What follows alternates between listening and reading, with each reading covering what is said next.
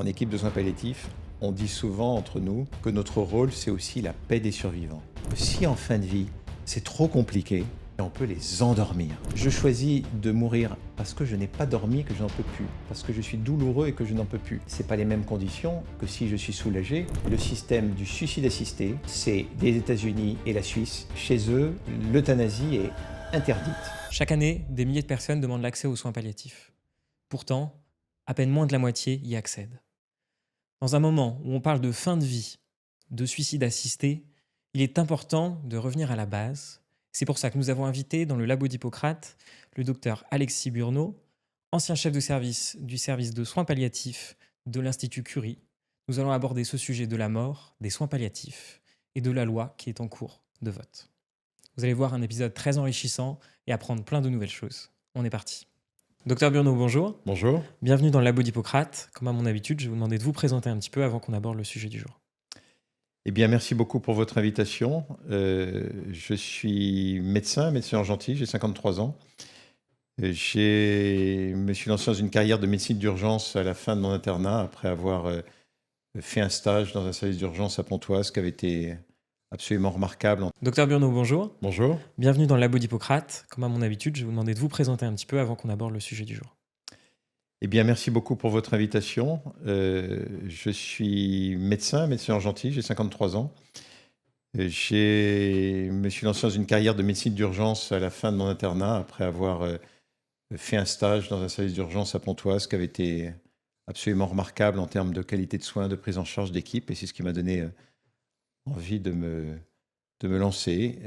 J'ai eu une activité pendant 15 ans aux urgences et au SAMU en région parisienne. Et à la suite d'un souhait de me former en soins palliatifs, j'ai fait un diplôme de médecine palliative dans lequel il y avait un stage dans une unité de soins palliatifs. Cette rencontre, en tout cas ce stage, a été vraiment pour moi l'occasion de découvrir un monde soignant que je ne connaissais pas.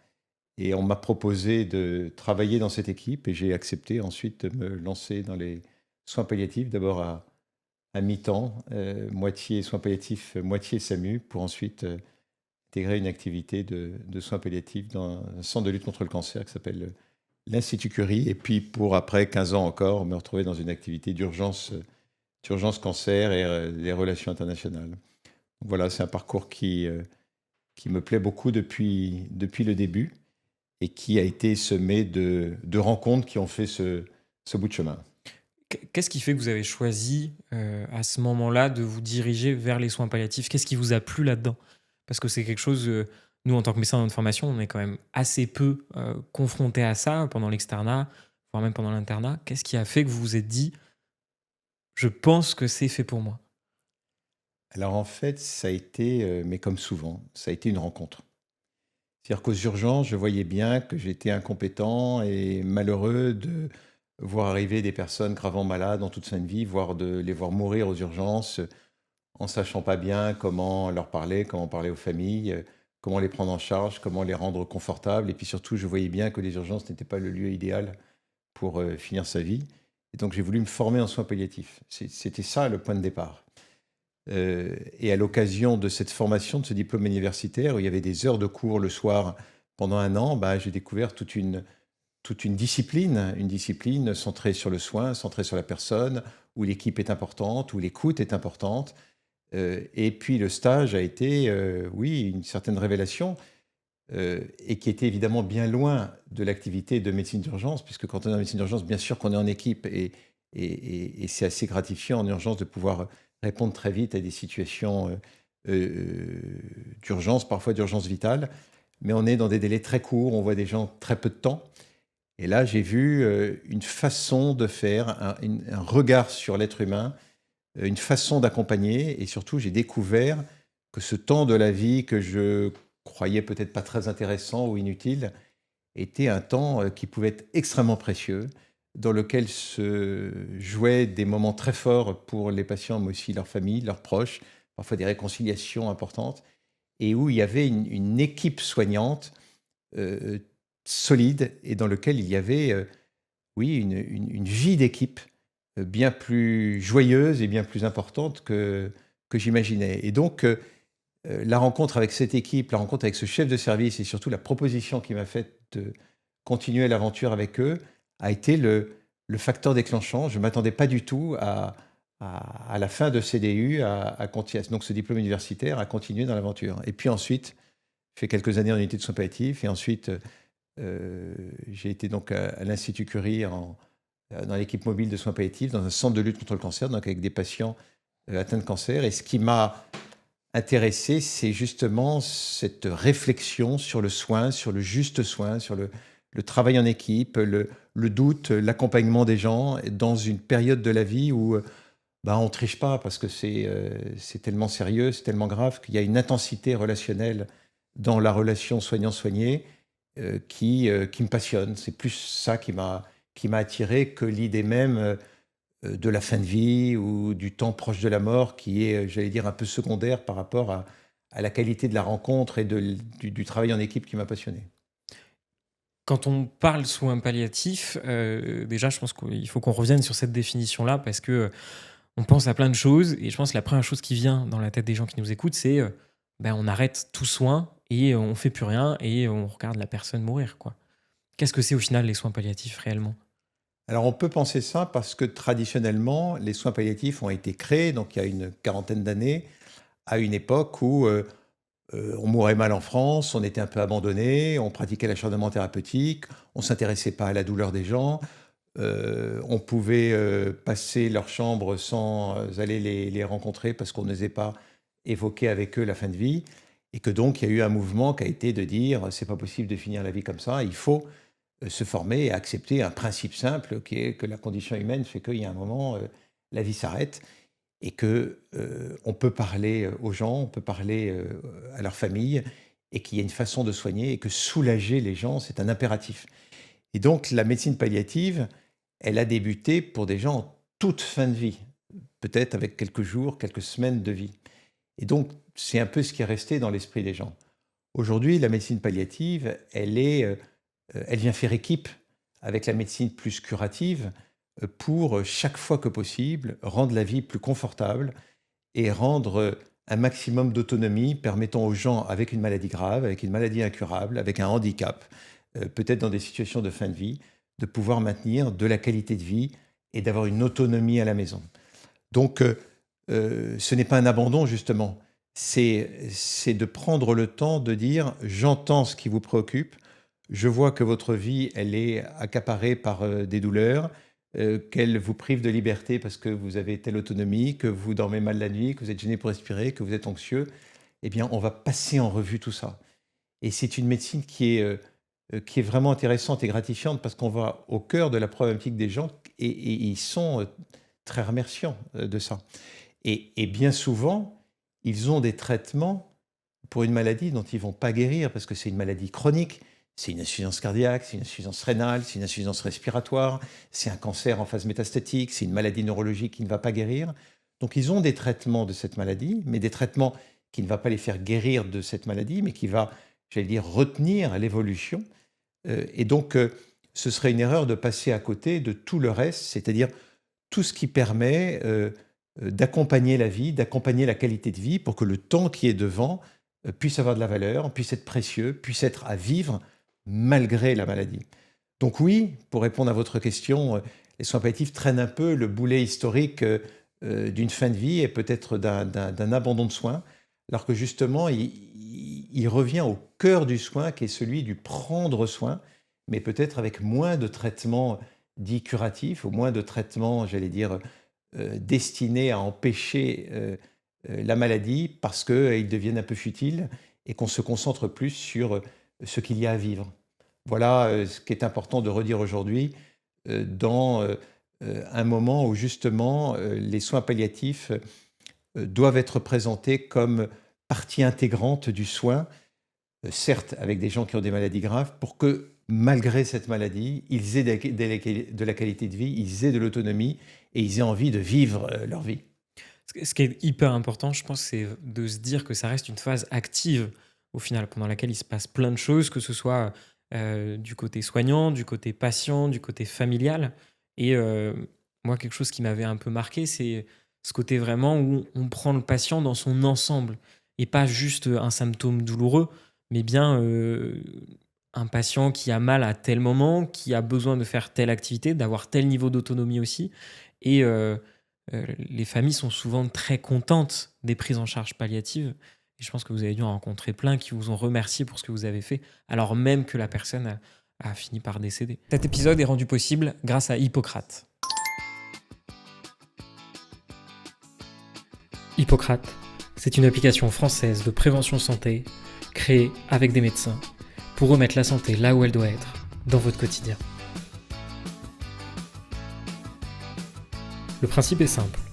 Quelques questions courtes posées à différents moments de la journée pour aider à garder un œil sur son équilibre et sur sa santé sans charge mentale supplémentaire. Derrière les thématiques que vous voyez à l'écran, l'application propose une bibliothèque de recettes, d'audio de relaxation, de méditation, des fiches pratiques ainsi que de courtes vidéos d'activité physique à effectuer tout au long de la journée et à piocher en fonction des besoins du moment. L'ensemble est conçu en collaboration avec des médecins, des chercheurs, des coachs sportifs et des professionnels du soin. C'est gratuit sur Android et sur Apple, et le QR code à l'écran et le lien en description vous y emmènent directement. Oui, parce que la discipline palliative, probablement plus que d'autres disciplines, elle est très personnalisée.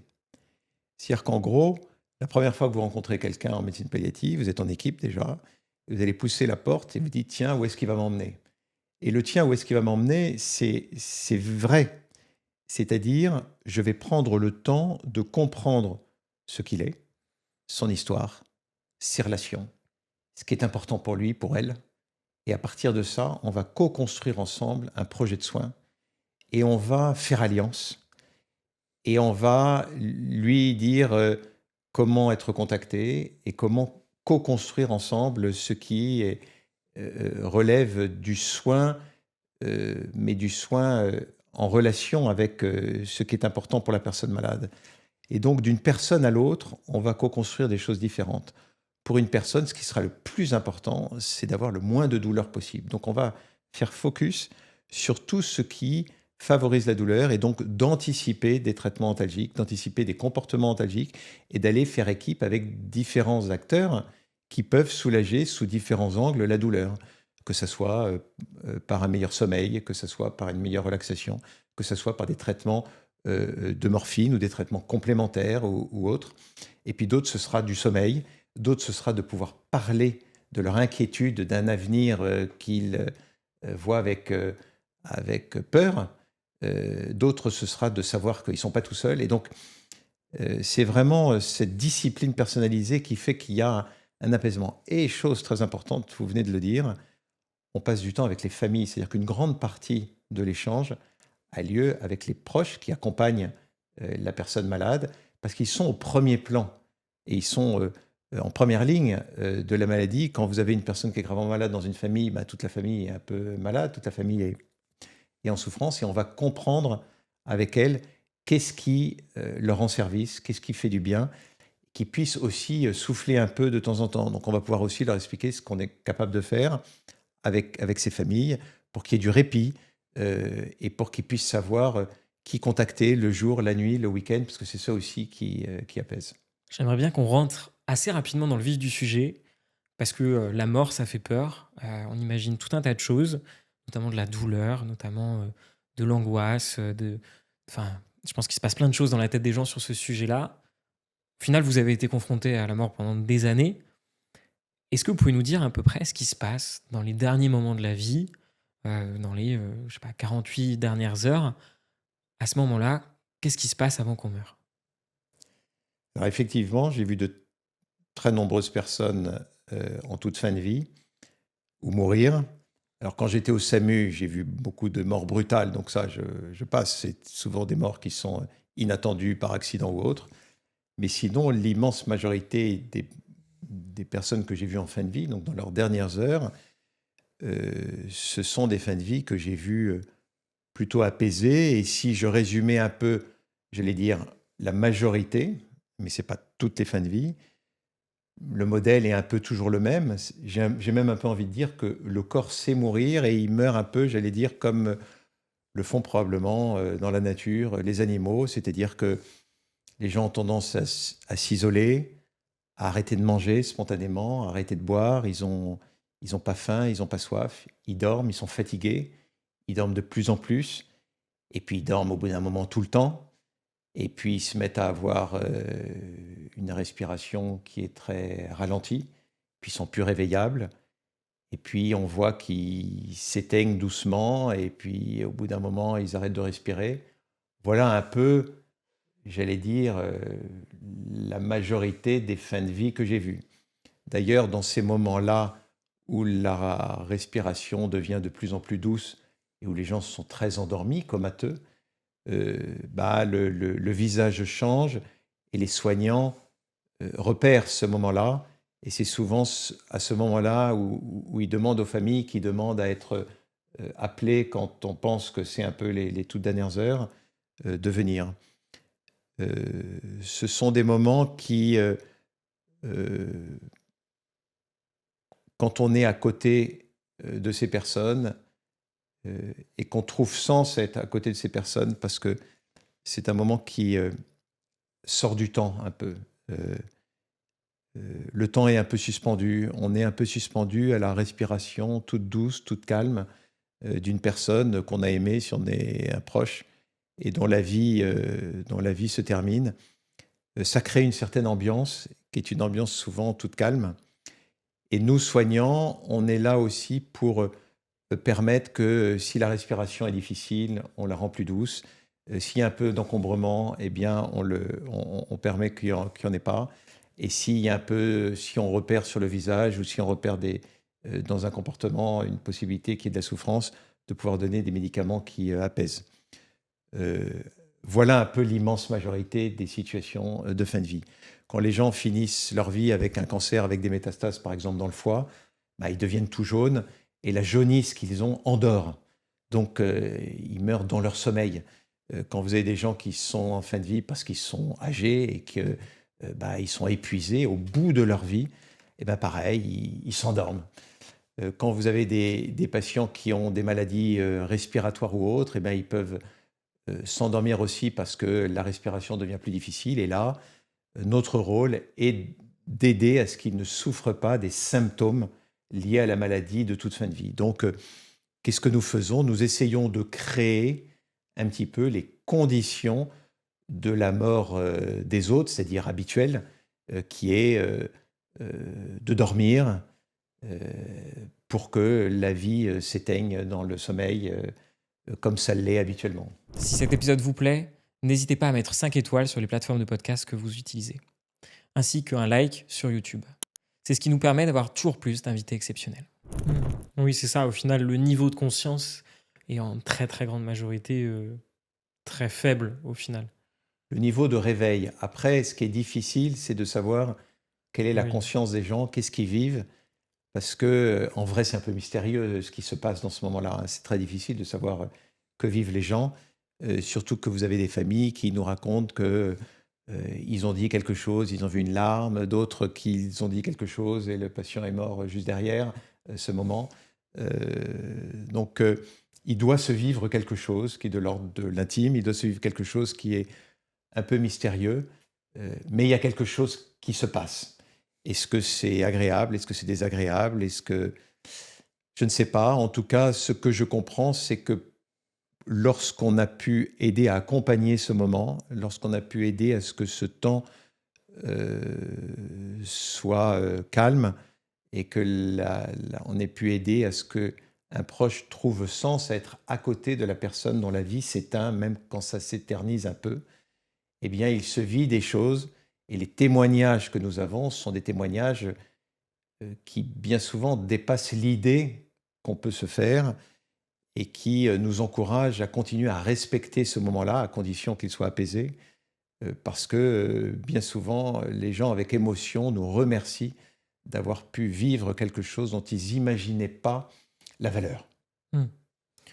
Je pense qu'en effet, on a tellement peur de tout ça que dans l'imaginaire collectif, on imagine ça de manière horrible, alors que, comme vous l'avez dit, c'est des moments qui sont aussi très importants et très humains. Moi, je sais que dans la pratique aux urgences et toutes ces choses-là, c'est Malheureusement, on est quand même de plus en plus amené à avoir des fins de vie aux urgences, parce qu'il n'y a pas de place à l'hôpital ou voilà. Et c'est des moments qui sont très humains, très sincères. Rien que dans le fait de réussir à accompagner sur les, dernières heures, eh ben, les familles sont, reconnaissantes quand ça se passe, bien, quand, en effet, ils ont pu être là, justement, jusqu'à la fin. Et je pense que c'est quelque chose de très important aussi avec les soins palliatifs, c'est de permettre à la famille, bah, de vivre aussi, la fin de vie de la personne. Et on sait que ça joue en plus sur, bah, le deuil, qu'il y a derrière. Ça facilite, on va dire, le deuil et la nouvelle chose qui arrive dans la vie. Absolument. En équipe de soins palliatifs, on dit souvent entre nous que notre rôle, c'est aussi la paix des survivants. C'est-à-dire que notre rôle, surtout quand la personne est dans une situation de coma, eh bien, c'est évidemment bien plus centré sur les proches pour essayer de voir si ce temps-là, ils peuvent le vivre de manière apaisée, comme vous dites, parce que ce qui va se vivre là va aussi modifier dans un sens ou l'autre leur deuil. Et comme vous le dites très bien, aux urgences comme ailleurs, ils vont se souvenir de l'attitude que nous avons eue à leur égard et à l'égard de leurs proches. La façon dont on parle, la façon dont on se regarde, la façon dont on se comporte, la sollicitude, la retenue, la délicatesse, la façon dont on va bouger l'oreiller pour mieux positionner la personne malade, la façon dont on va prendre soin pour lui donner des soins de bouche ou pour lui faire une petite toilette ou pour remettre le drap ou pour ajuster un traitement antidouleur. La tasse de café qu'on va leur proposer quand ils sont là depuis un moment.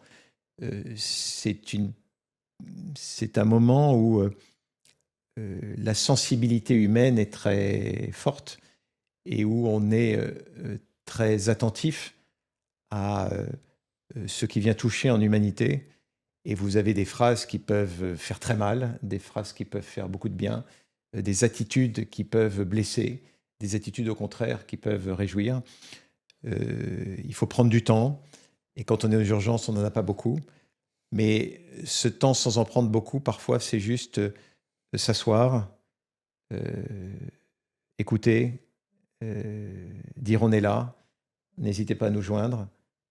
Et rien que ça, c'est très apprécié en fait. Mmh. Ouais, complètement. Un autre terme, quand on entend parler de fin de vie, de soins palliatifs, de tout ça, que je pense qui est très important à définir aussi, c'est celui d'acharnement thérapeutique. Hem, Est-ce qu'il y a une définition précise du moment où on tombe justement dans cet acharnement thérapeutique-là? Parce que c'est quelque chose qui est assez, je trouve, difficile en tant que médecin. C'est le savoir dire stop et savoir dire: «Ben, je pourrais, mais je ne fais pas parce que c'est plus délétère». Alors je pense que vous touchez un point clé de l'exercice de la médecine, qui est probablement que la retenue, c'est une décision la plus difficile et c'est bien souvent la décision la plus sage. Albert Camus disait un homme, ça se retient, et ça veut dire que parfois il faut se retenir alors que techniquement c'est possible. Et oui, il y a une tentation très forte de parce que il y a une technique ou parce que c'est possible de la faire. C'est quoi la définition de l'acharnement thérapeutique? C'est de pratiquer des gestes, des traitements, souvent invasifs, futiles, destinés à prolonger de manière déraisonnable la vie ou artificiellement la vie, alors que la vie prend fin. Et bien souvent, ce temps-là va créer une situation artificielle de maintenue en vie par des machines, par une assistance respiratoire, par des médicaments, par une intubation en réanimation, dans un univers technique qui a évidemment toute son utilité quand on veut essayer de passer le cap d'un événement aigu. Quand vous avez une défaillance respiratoire sur une pneumopathie, une infection pulmonaire aiguë, évidemment que ça a son sens.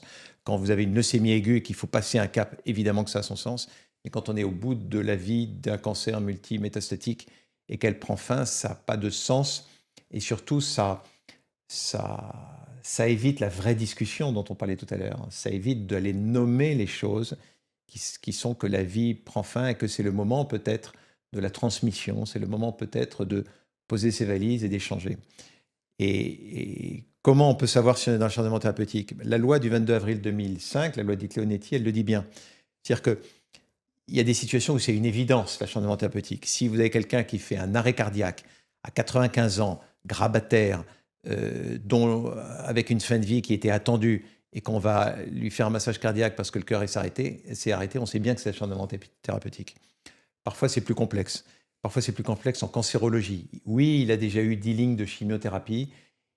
On pourrait encore lui donner une 11e, mais il est dénutri, mais il n'en peut plus, mais il est au bout de sa vie.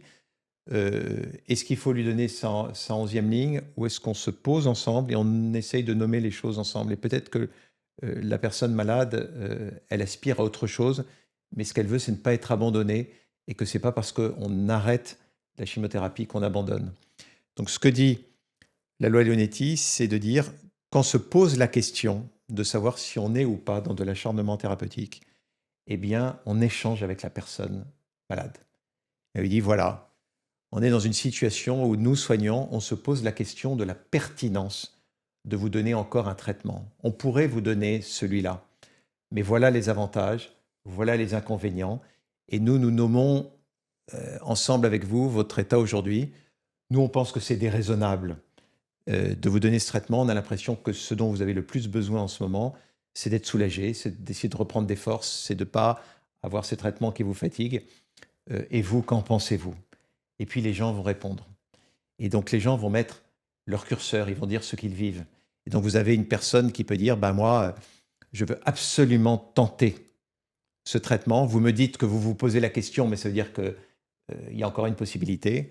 Et d'autres qui disent, je pense comme vous, ce que je souhaite, c'est qu'on continue à avancer ensemble, mais bien sûr, et voilà, on continue à faire équipe pour que la vie qui est devant puisse encore être confortable, que vous ayez de l'autonomie, mais ce ne sera pas avec cette chimiothérapie, ou ce ne sera pas avec cette dialyse, ou ce ne sera pas avec ce traitement qui vous a fatigué. Donc, pour répondre clairement à votre question, parfois il y a une évidence de l'acharnement thérapeutique, parfois il peut y avoir des divergences, et quand il y a des divergences, c'est le patient éclairé de la réalité de la situation, des avantages et des inconvénients, de nos doutes, qui fixe le curseur de ce qui est pour lui de l'acharnement, et on se reposera la question s'il le souhaite. Dans un contexte d'urgence où justement le patient, lui, ne peut pas, j'ai en tête certaines situations, ne peut pas justement répondre, ne peut pas dire, la décision revient au soignant, la discussion peut se faire avec la famille aussi, mais je trouve que c'est presque là où la décision est encore plus difficile parce que des fois, même au sein même des équipes, on n'est pas forcément d'accord. Il y en a qui disent bah là il faut continuer, d'autres qui disent non.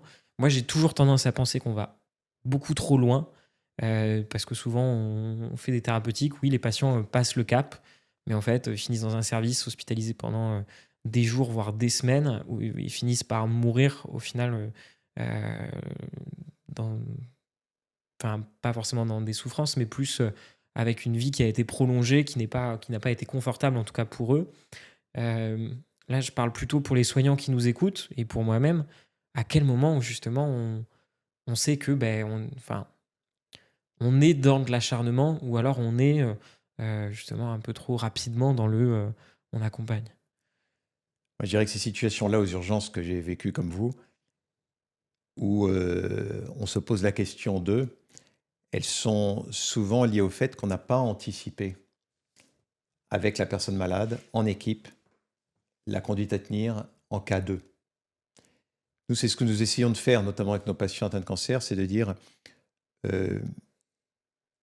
si votre situation s'aggrave malgré le traitement que vous recevez en ce moment, qu'est-ce qui est important pour vous? Est-ce que c'est important pour vous que l'on continue à prendre soin de vous à la maison? Est-ce que c'est important pour vous d'être hospitalisé? Et puis c'est l'occasion à ce moment-là d'avoir une vraie discussion sur ce qu'il comprend de sa situation, où il en est. Et parfois, les gens disent, mais je vois bien que c'est la fin, etc. Et donc on peut leur dire, mais vous vous sentez en fin de vie? Puisqu'ils posent cette question, donc on rebondit, c'est eux qui ont mis le sujet. Et en fonction de ce qu'ils répondent, donc on co-construit la conduite à tenir en cas d'aggravation. Donc ça doit aider l'équipe médicale confrontée en urgence à une personne qui s'est aggravé, mais qui n'est pas en capacité de répondre. Après, sur le plan juridique, quand on n'est pas en capacité de répondre, eh bien, si on n'est pas dans l'urgence extrême, parce que quand on est dans l'urgence et qu'on n'a pas d'infos sur la personne malade, par exemple au SAMU, on est sur le trottoir, bon, eh bien, on dit que le doute profite au patient et donc on est dans une réanimation, le temps d'avoir des informations. Et parfois, on obtient des informations qui montrent que, ah bah, on apprend que la personne, elle était en phase terminale d'une maladie et donc on n'est pas surpris qu'il se soit aggravé et donc on se retient ou on arrête ce qu'on a entrepris qui est déraisonnable. Et parfois, sinon, il peut y avoir un doute et donc on essaye de créer ce qu'on appelle une procédure collégiale destinée à se rapprocher au plus près de ce qu'on pense que le patient aurait dit s'il était en situation de s'exprimer. Donc on interroge ses proches, on interroge les soignants qui ne l'envoyaient pas longtemps, on interroge une éventuelle personne de confiance, des éventuelles directives anticipées. Dans l'urgence, le doute profite au patient. Pour répondre précisément à votre question, de dire mais il y a des gens, nous dans les équipes médicales, les équipes soignantes, qui ne veulent pas arrêter. En fait, c'est vraiment ça. C'est-à-dire qu'on est un peu funambule entre deux falaises et il y a celles et ceux qui se disent je ne veux pas faire perdre une opportunité possible au patient et je vais mal vivre la possibilité que peut-être on n'est pas tout tenté. Et puis, vous avez d'autres qui disent je vais mal vivre qu'on s'acharne sur lui alors qu'on voit bien que sa vie prend fin. Et donc, parfois, on est dans des, j'allais dire, conflits de valeurs entre nous au sein d'une même équipe où il y a plusieurs gens de disciplines différentes, où on apprécie différemment la situation. C'est pour ça qu'il faut construire un peu une boussole de décision qui dit l'événement aigu est-il réversible ? Quelle est la situation générale du patient, son état nutritionnel, quel était son pronostic avant l'événement aigu, que dit la personne malade ou ses proches, et décider à partir de ça. Mais ça oblige à anticiper avant en équipe la façon de décider. Et se retenir, c'est difficile, mais c'est bien souvent la décision la plus sage. Donc ça doit se co-construire en équipe. C'est difficile, c'est chaque fois unique. Mais c'est probablement ce qu'il y a de plus humain, justement. C'est d'aller, pour cette personne-là, on décide cela. Et on est toujours dans du gris, dans 50 nuances de gris, comme dit une de mes collègues. Oui, complètement. C'est vraiment quelque chose qui est compliqué et le mieux reste la communication. Il y a un outil qui existe quand on parle de soins palliatifs, que les gens, on va aborder les sujets un peu d'actualité après, mais que les gens ne connaissent pas, c'est la sédation profonde et continue jusqu'au décès, si je ne dis pas de bêtises, qui est en place depuis 2016. En quoi ça consiste exactement et à quel moment c'est utilisé pour les patients en fin de vie? La sédation profonde et continue jusqu'au décès permet pour un patient qui est en situation de toute fin de vie, avec un pronostic vital engagé à court terme. Qu'est-ce que ça veut dire court terme? C'est quelques jours, quelques semaines. De pouvoir, s'il est en situation de souffrance réfractaire, physique ou psychique, malgré tout ce qu'on a entrepris, de pouvoir être endormi complètement. C'est-à-dire qu'on lui fait une anesthésie générale pour qu'il dorme pour le temps qu'il lui reste à vivre. Et la mort, qui doit arriver dans les prochaines heures ou dans les prochains jours, va arriver, mais elle va arriver dans son sommeil. C'est-à-dire qu'on lui propose de créer les conditions d'une fin de vie dans son sommeil. Ce qui arrive le plus souvent chez les gens, mais qui n'arrive pas chez cette personne. Et donc, c'est ça. C'est de dire, si vous voulez, on vous endort complètement. L'idée, c'est quoi? C'est de dormir pour ne pas souffrir avant de mourir. C'est un droit. C'est un droit qui, pour nous soignants, relève encore du soin, parce que l'idée, c'est de soulager, sans chercher à retarder ni accélérer la mort. Alors peut-être qu'en endormant, on la précipite, mais l'intention est de faire dormir. L'intention n'est pas de faire mourir. L'intention est de faire mourir. Et de faire dormir, pardon. Et pour avoir eu la seringue qui fait dormir dans la main plusieurs fois, je peux vous dire que cette question d'intention, elle est vraiment importante parce que toute la relation soignant-soigné, elle est dans un contrat humain entre deux personnes. Et ces deux personnes qui se respectent mutuellement. Et donc, je dois pouvoir assurer à la personne que je soigne euh, que je vais tout faire en équipe pour qu'elle n'ait pas mal et éventuellement la faire dormir. Et cette personne doit aussi me respecter dans un cadre d'exercice de la médecine où je ne peux pas tout faire. Et je ne peux pas tout faire parce qu'il y a la loi, mais je ne peux pas tout faire aussi parce que il y a des choses, si je les fais, je ne sais pas si je pourrais soigner encore pareil derrière. Et donc voilà. Et cette sédation profonde et continue, on la raconte parce que parfois les gens nous demandent qu'est-ce que c'est.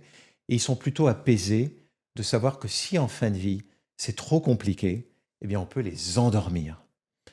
Voilà, moi ça m'est arrivé plusieurs fois de le faire. Voilà.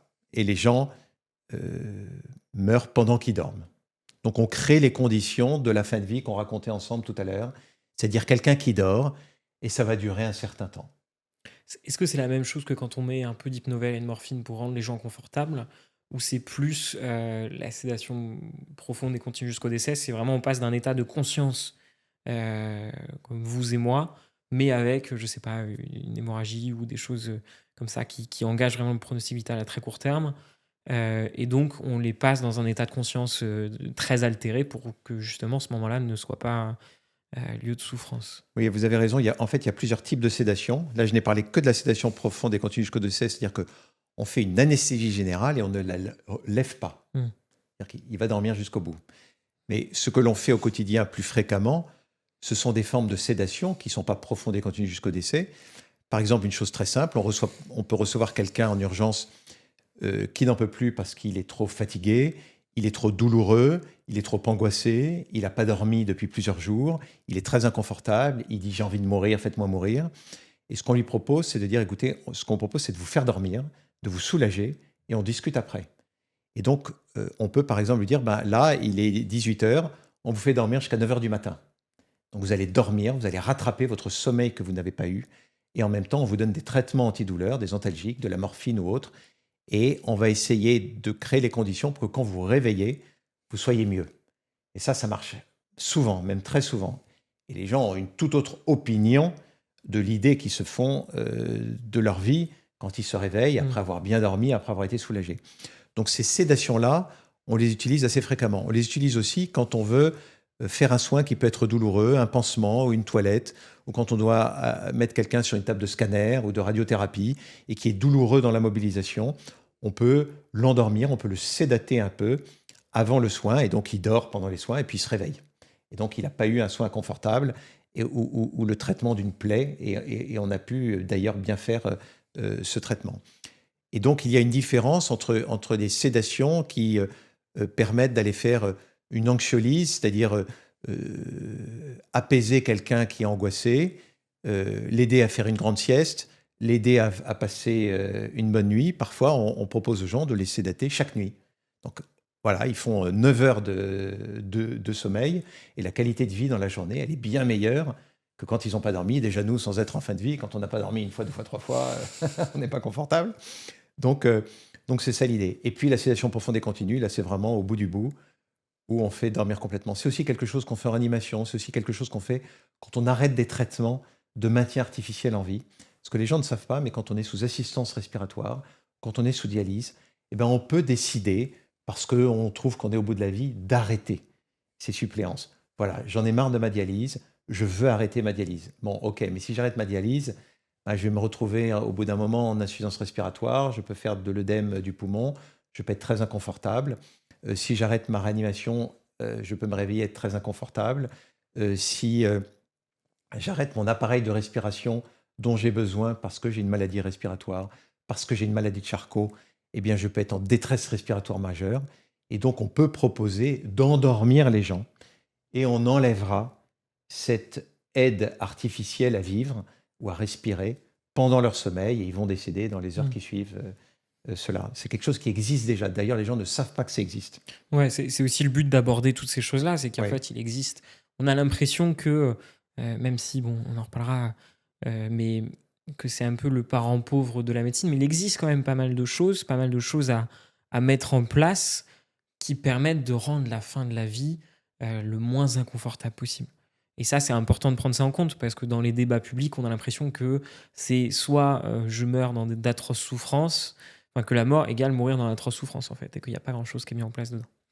Euh, un point sur lequel j'aimerais revenir, là maintenant, je pense qu'il y a sûrement des familles dans ceux qui nous écoutent qui ont déjà vécu ça ou qui vont potentiellement vivre ça.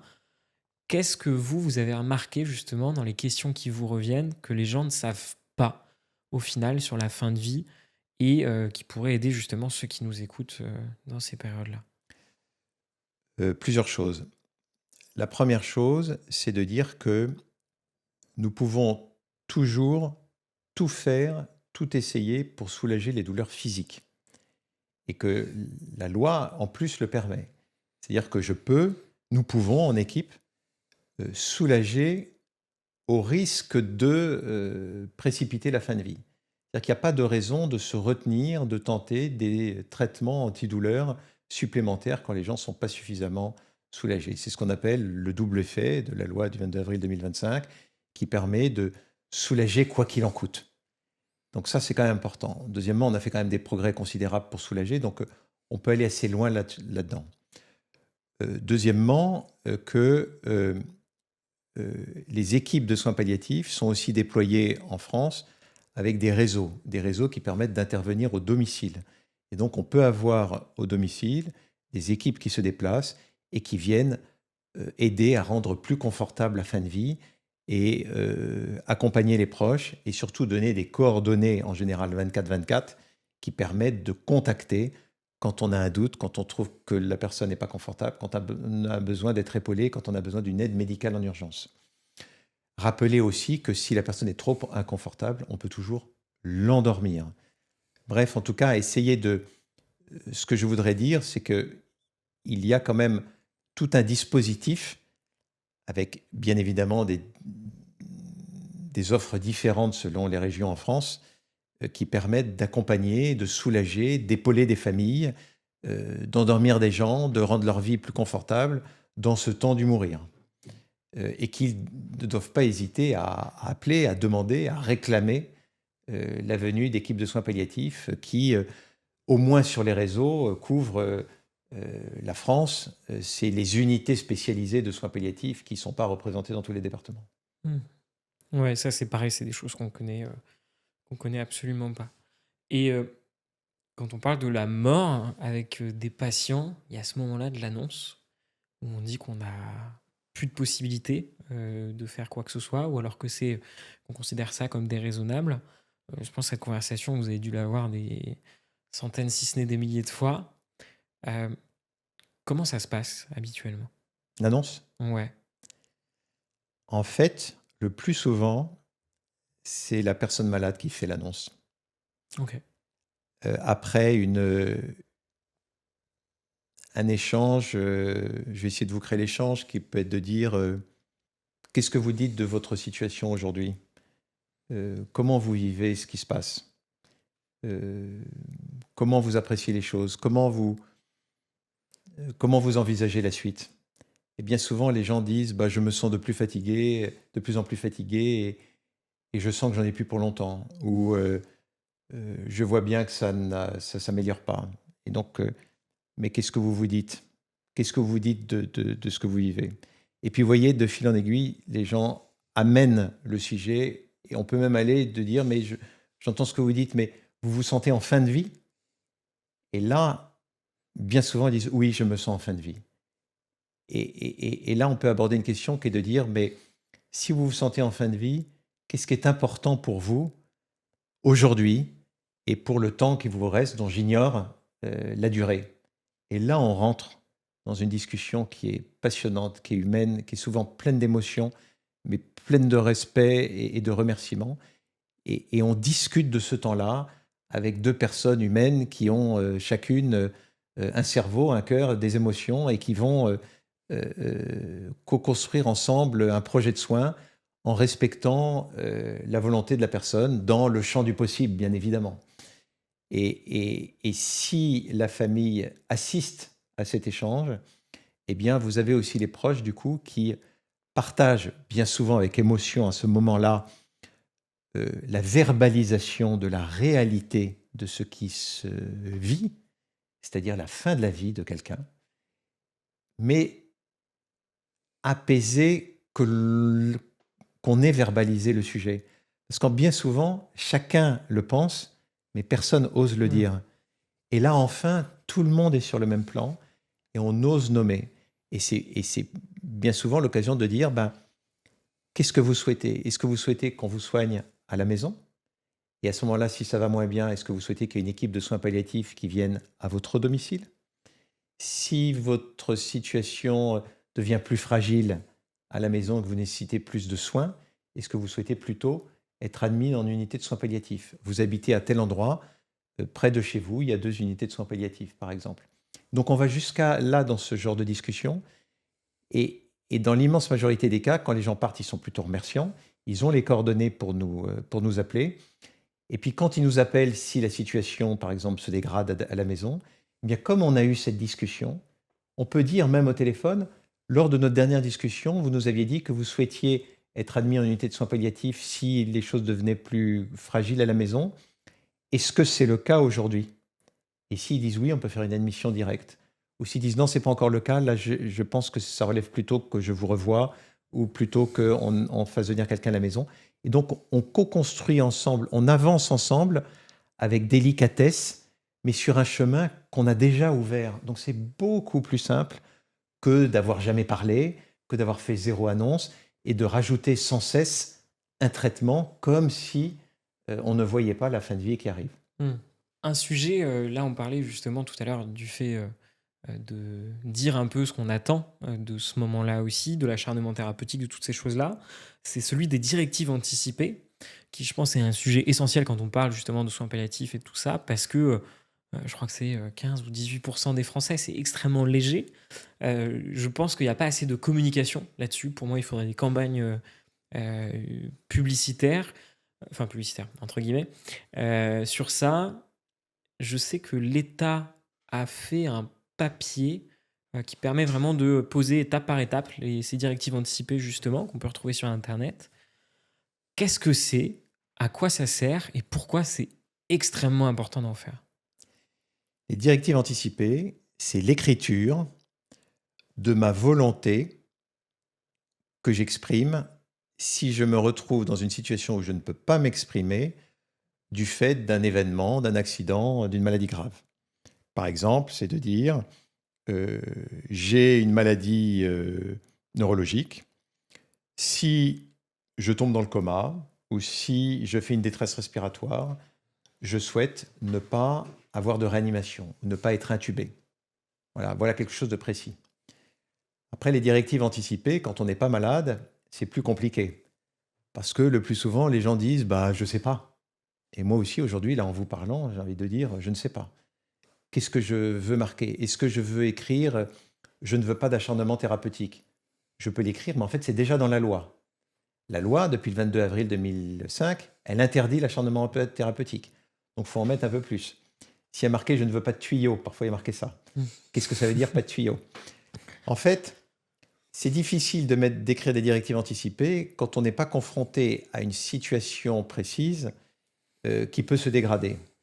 Mais ces directives anticipées, c'est très important quand elles sont écrites pour cela. Parce que si on tombe dans le coma, eh bien, aujourd'hui, elles ont une valeur importante pour l'équipe qui va décider des suites à donner avec une personne qui n'est pas en état de s'exprimer. Vous voyez, il a écrit ça il y a 15 jours, il savait que ça pouvait arriver, ça arrive, il ne peut pas s'exprimer, il faut en tenir compte.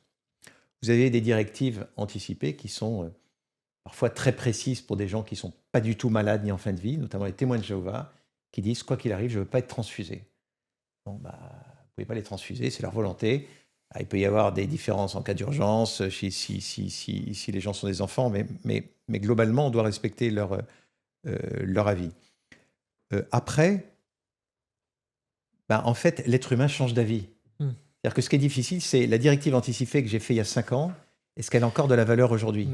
Alors même que nous qui sommes au quotidien avec des personnes gravement malades qui sont traversées par l'épreuve de la vulnérabilité ou de la fragilité humaine, on voit combien à chaque fois, ils repoussent l'idée de ce qu'ils font, de ce qui est inacceptable. Et donc, ils disent, moi, s'il m'arrive ça, je ne veux plus vivre. Puis en fait, il leur arrive ça. puis repousse un peu, et puis et ainsi de suite. Donc si on leur montrait la directive anticipée qu'ils ont mise il y a 2 ans, bah, elle n'a pas de valeur aujourd'hui.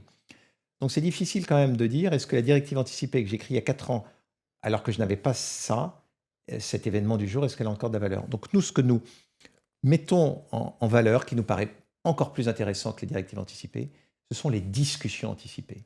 C'est chaque fois que l'on se voit, surtout si on est dans une situation en phase avancée d'une maladie grave et incurable, c'est de dire, ben, aujourd'hui, qu'est-ce qui est important pour vous?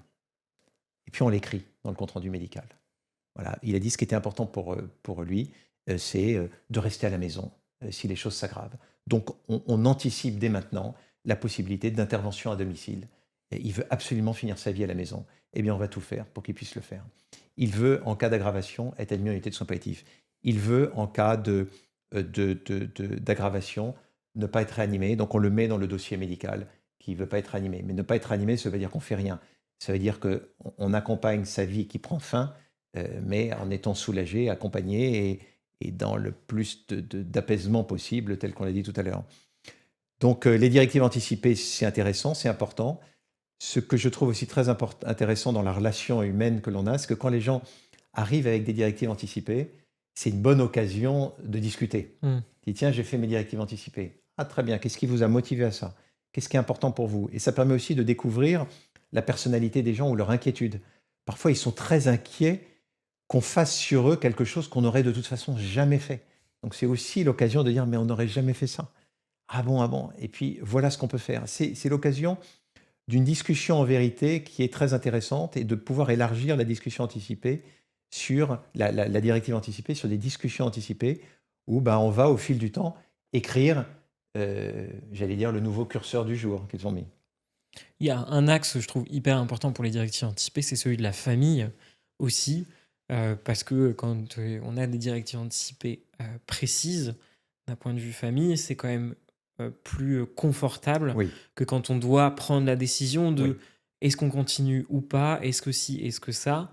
Euh, et ça, quand ça arrive, c'est un soulagement, que ce soit pour les équipes, et encore plus quand elles sont très précises, avec le niveau de séquelles qu'on est en mesure d'accepter ou pas, Oui. le niveau de soins qu'on est en mesure d'accepter ou pas. Et je pense qu'il y a quelque chose d'important aussi de les faire. Alors, je sais pas, vous, quel est votre conseil? Est-ce que moi, à 28 ans, il faut que j'en fasse ou pas? J'en ai pas fait, d'ailleurs. Est-ce qu'il faut attendre un certain âge? Est-ce qu'au final, la vie a suffisamment montré qu'il peut arriver à peu près tout à n'importe qui, à n'importe quel moment, et donc, ça vaut le coup de le faire pour à peu près tout le monde une fois passé 18 ans? Ce serait quoi vos conseils là-dessus?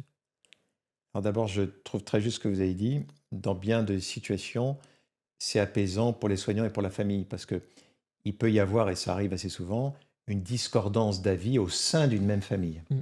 C'est-à-dire, il est en réanimation, est-ce qu'on poursuit, il s'est aggravé, est-ce que je monte mon niveau, mon grade de réanimation? Certains vont dire oui, d'autres vont dire non. Au sein d'une même famille, vous avez un fils qui va insister pour qu'on aille plus loin que ce qu'on trouvait raisonnable, un frère, une sœur qui va demander l'inverse, et puis il peut y avoir cette directive anticipée qui dit, bah, votre proche, il avait dit ça. Mm. Donc ça vient un peu remettre une décision qui repose sur les épaules de la personne malade et pas sur les épaules des autres. Parce que c'est aussi la culpabilité de porter sur les épaules une décision qui peut faire des réactions un peu rudes ou un peu exacerbées de proches. Je pense qu'on le voit aussi dans un autre domaine qui est très important, c'est l'histoire du don d'organes. C'est-à-dire que quand on se retrouve avec des gens qui sont en mort cérébrale, où se pose la question possible de prélever les organes pour une transplantation et on se tourne vers la famille, eh ben, il peut y avoir des différences d'avis au sein de la même famille et on essaye de ne pas créer, de ne pas laisser une famille meurtrie par une division. Mais s'il a dit avant de mourir qu'il était pour ou qu'il était contre, bon, bah, au moins ça dit les choses et ça permet de statuer. Qu'est-ce que je peux conseiller? Moi, ce que je pense important, c'est de partager. On peut écrire des choses, mais de partager dans son écriture auprès de ses proches, finalement, ce qui est important pour nous. Parce que si on commence à égrener la liste de je veux être intubé, Mm. je veux être nourri, je veux un massage cardiaque, je veux pas de massage cardiaque, c'est difficile dans quel contexte je le voudrais, dans quel contexte je ne voudrais pas, sauf si on est très très très précis. On peut écrire si on est sûr de soi. Et à mon avis, ce qui est important, c'est de partager dans son écriture sa philosophie de vie, ce qui a de la valeur, ce qui a du sens, ce qui n'en a pas, et éventuellement égrener, si on le souhaite, une situation précise.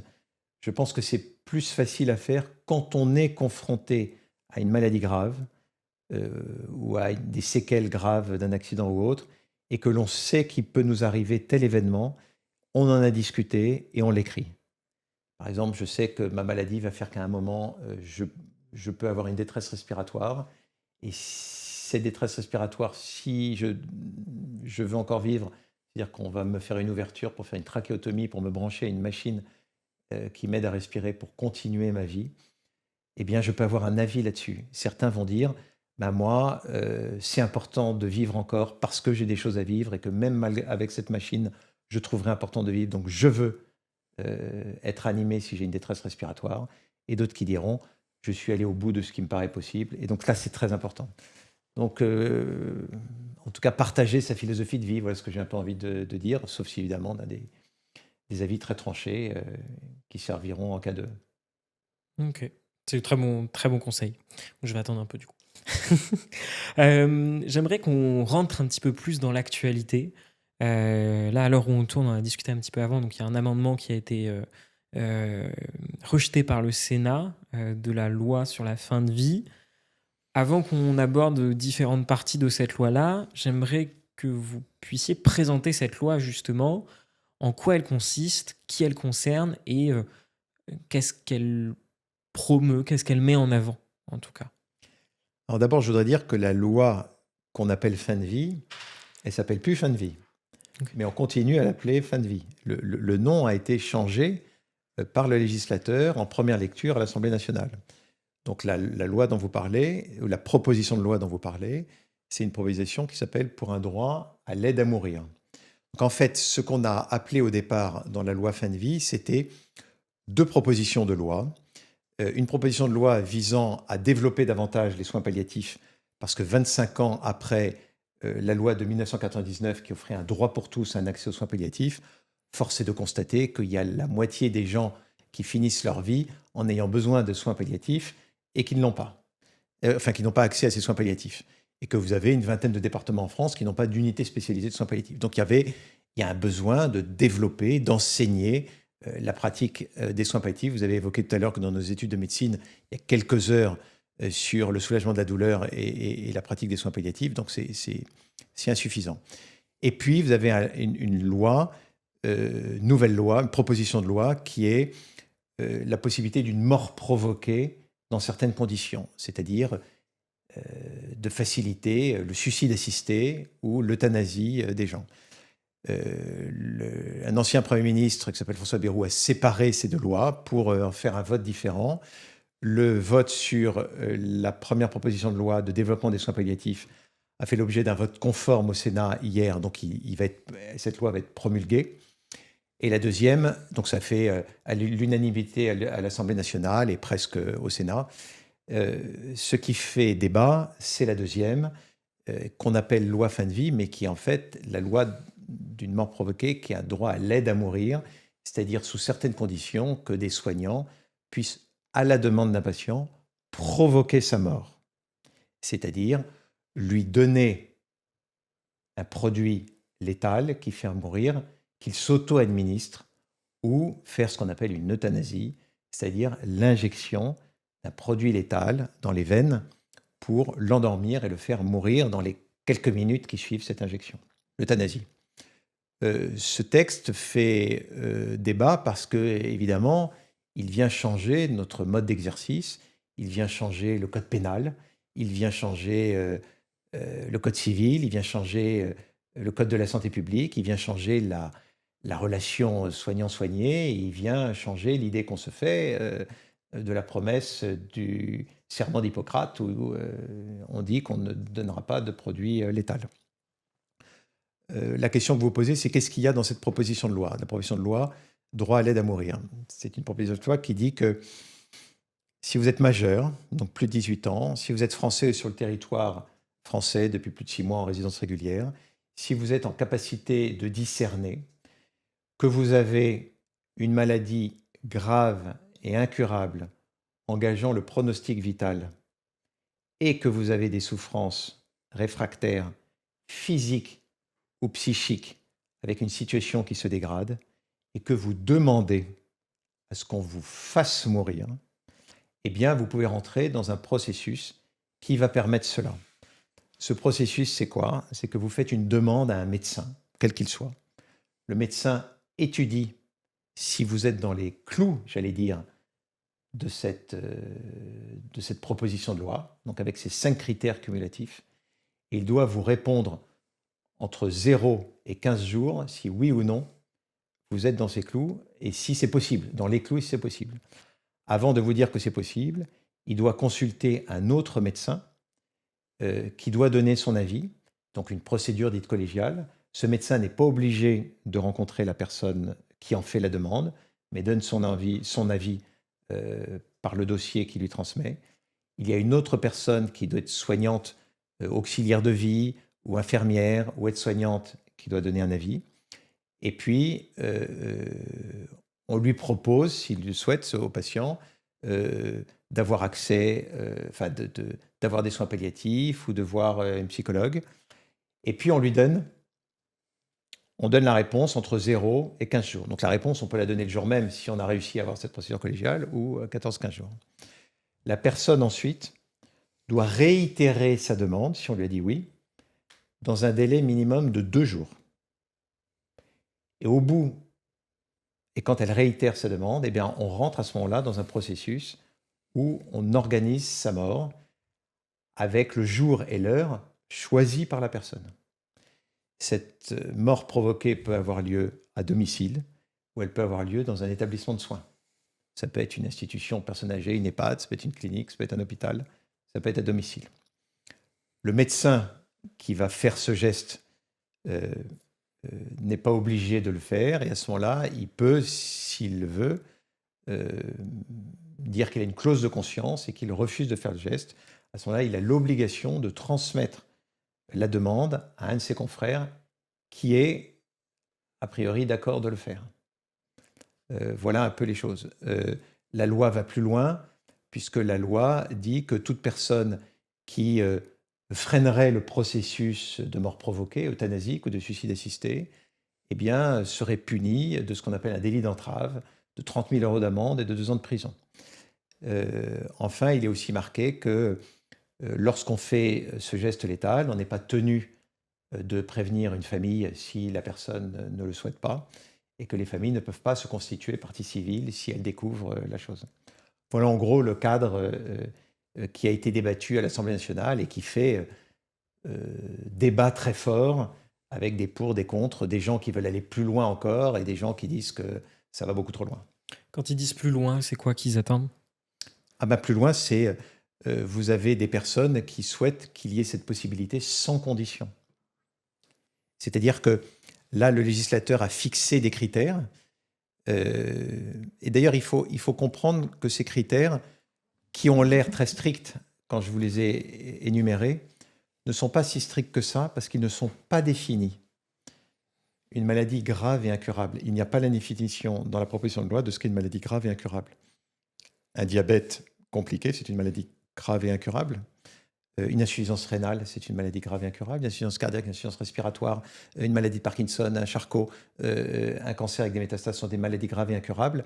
Ce sont des maladies graves et incurables, mais peut-être avec des gens qui ont 10 ans, 15 ans, 20 ans devant eux. Ça, c'est la première chose. Il faut essayer de se rappeler quand même que la médecine, le plus souvent, ne guérit pas. Elle guérit l'infection bactérienne, elle guérit la fracture, mais elle ne va pas guérir le diabète, elle ne va pas guérir le cancer multimétastatique, mais peut-être elle va le faire un jour. Elle ne guérit pas la sclérose en plaques, mais peut-être va le faire un jour. Elle permet d'avoir des traitements qui réduisent, qui freinent l'évolution, qui permettent aux gens de vivre avec cette maladie. C'est quand même la majorité de notre exercice. C'est d'aider les gens à vivre avec une maladie. Donc grave et incurable, ça ne veut pas dire grand-chose. Qui engage le pronostic vital. Mais il n'y a pas de terme de ce pronostic vital. Donc, qui engage le pronostic vital. Au début, on avait mis court terme, ça a été enlevé. Ensuite, ils ont proposé moyen terme, mais l'Agence régionale de santé a dit que c'était impossible de définir un moyen terme. Il n'y a pas un médecin qui sait dire que la personne, il lui reste 6 mois à vivre. C'est beaucoup plus facile de le dire pour un jour ou deux, mais 6 mois, tout le monde se plante. et même en soins palliatifs, on se plante régulièrement. Donc c'est impossible de dire un pronostic vital.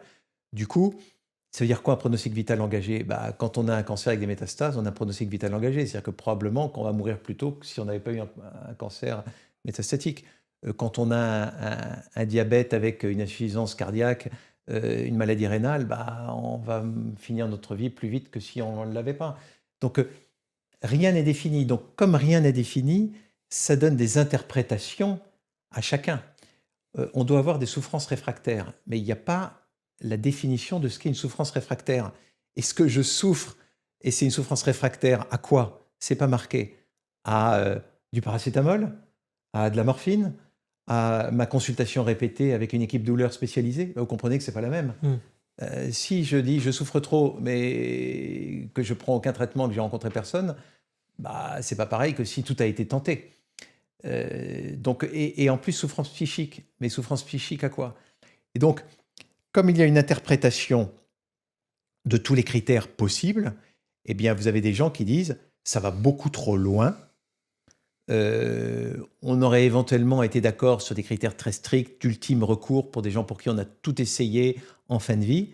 Et là, ça va trop loin. Et d'autres qui disent non, ça va pas assez loin. Comment voulez-vous mettre des critères? Et si vous mettez des critères, ça veut dire que vous allez dire toi, ta vie, ta situation, on dit oui, toi, ta situation, on dit non. Donc, on va dire à des gens toi, c'est pas possible. Et donc, très vite, on va discriminer des gens. Donc, vous avez des députés, puis vous avez des mouvements associatifs qui disent nous, on demande qu'il n'y ait pas de critères. Au nom de l'autonomie, au nom de la liberté individuelle, on doit pouvoir décider du jour et l'heure de sa mort. Et donc, font de cette proposition de loi qui, au départ, était pour aller répondre à des situations ultimes de gens qui sont dans des situations où on ne peut pas les endormir complètement, de provoquer leur mort, là où d'autres veulent que ce soit l'occasion d'un droit à mourir, c'est-à-dire d'un droit à pouvoir décider de sa mort, mais avec une tierce personne qui est la médecine, ou en tout cas le médecin ou un infirmier, ce qui est quand même différent.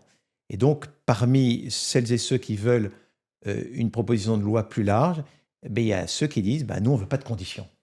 Et ça a été l'occasion d'ailleurs de découvrir que vous avez un mouvement associatif, lobbyiste, qui est même international, et qui milite pour l'euthanasie, le suicide assisté, sans condition, considérant que les conditions mises par un législateur ou par un médecin sont des conditions qui altèrent ou qui viennent entraver la liberté individuelle, l'autonomie.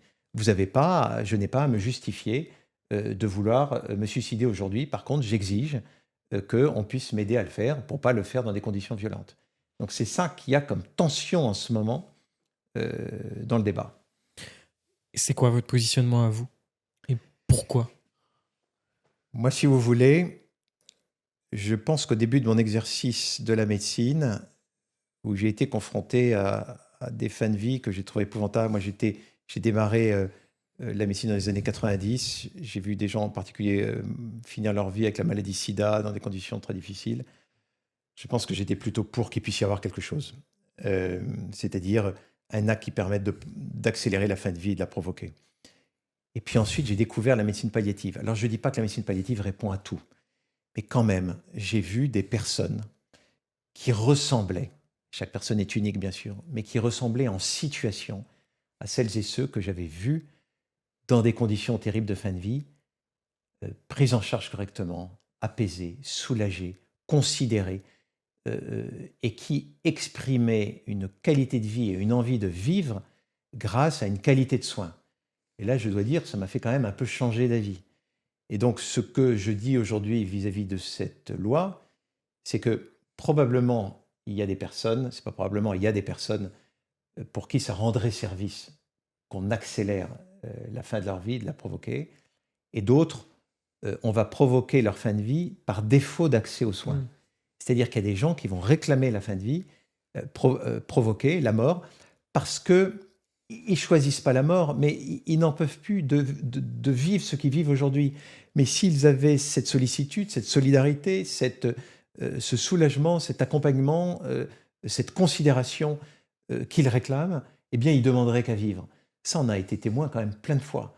Donc, dans un pays où il y a quand même un certain effondrement du système hospitalier, où l'accès aux soins devient de plus en plus difficile, où la Fédération hospitalière de France vient de dire que les délais de première consultation d'un médecin généraliste, d'un cardiologue, ne fait que augmenter, que pour avoir la consultation d'un psychiatre, il faut attendre 3 mois dans certaines régions, la consultation d'un spécialiste de la douleur, il faut attendre 6 mois, voire 9 mois, entendre que celui qui souffre trop psychiquement ou souffre trop physiquement et qui demande à mourir, en plus d'avoir une maladie grave et incurable, mais qui demanderait qu'à vivre s'il était soulagé, s'il veut vivre en étant soulagé, il faut qu'il attende 6 mois. S'il veut mourir, en 2 jours, on peut lui régler son affaire. Je trouve que c'est un peu fort de café. Si vous voulez, je suis, moi, contre cette loi pour plusieurs raisons, cette proposition de loi. Contre d'un point de vue général, parce que cette proposition de loi, elle envoie un message, et que le message de départ qui était de pouvoir, dans un ultime recours, en fin de vie, et c'est pour ça qu'elle s'appelait fin de vie, provoquer la mort de gens, je trouve ça très différent de la proposition de loi actuelle qui a complètement déverrouillé les critères et qui va vers, sous la pression de lobbyistes qui veulent la mort sans condition, créer un droit à mourir. Je pense que c'est pas bien. Je pense que c'est pas bien parce que ça change complètement la relation de soins, parce que ça change le rapport à la vulnérabilité et parce que ça dit un message à une population qui est de dire, si tu es vulnérable, si tu veux qu'on t'aide, si tu veux mourir, on est d'accord, on va t'aider à te suicider. Je trouve que ça vient renverser toute la démarche qu'une société et que le monde du soin et que la solidarité d'une population a vis-à-vis de la prévention du suicide. Donc ça, c'est une première chose. Je trouve que c'est pas correct et injuste vis-à-vis des personnes vulnérables, vis-à-vis des personnes handicapées, qui militent chaque jour pour essayer d'avoir des meilleures conditions d'existence, qui militent pour avoir plus de droits, pour pouvoir mieux vivre, une des meilleures politiques publiques pour se déplacer dans la ville, et qui attendent une loi handicap ou une loi vulnérable ou une loi grand âge qui n'arrive jamais, ou un plan douleur tant attendu qui n'arrive jamais. Et là, on leur dit, ça y est, il va y avoir une grande loi de la liberté, une grande loi de fraternité. Si vous voulez vous suicider, on peut vous aider. Quatrièmement, je trouve que ça va venir casser quelque chose dans la relation soignant-soigné. Moi, à titre personnel, je trouve que c'est de donner trop de pouvoir au médecin. Parce que le médecin va être celui qui va te dire le curseur.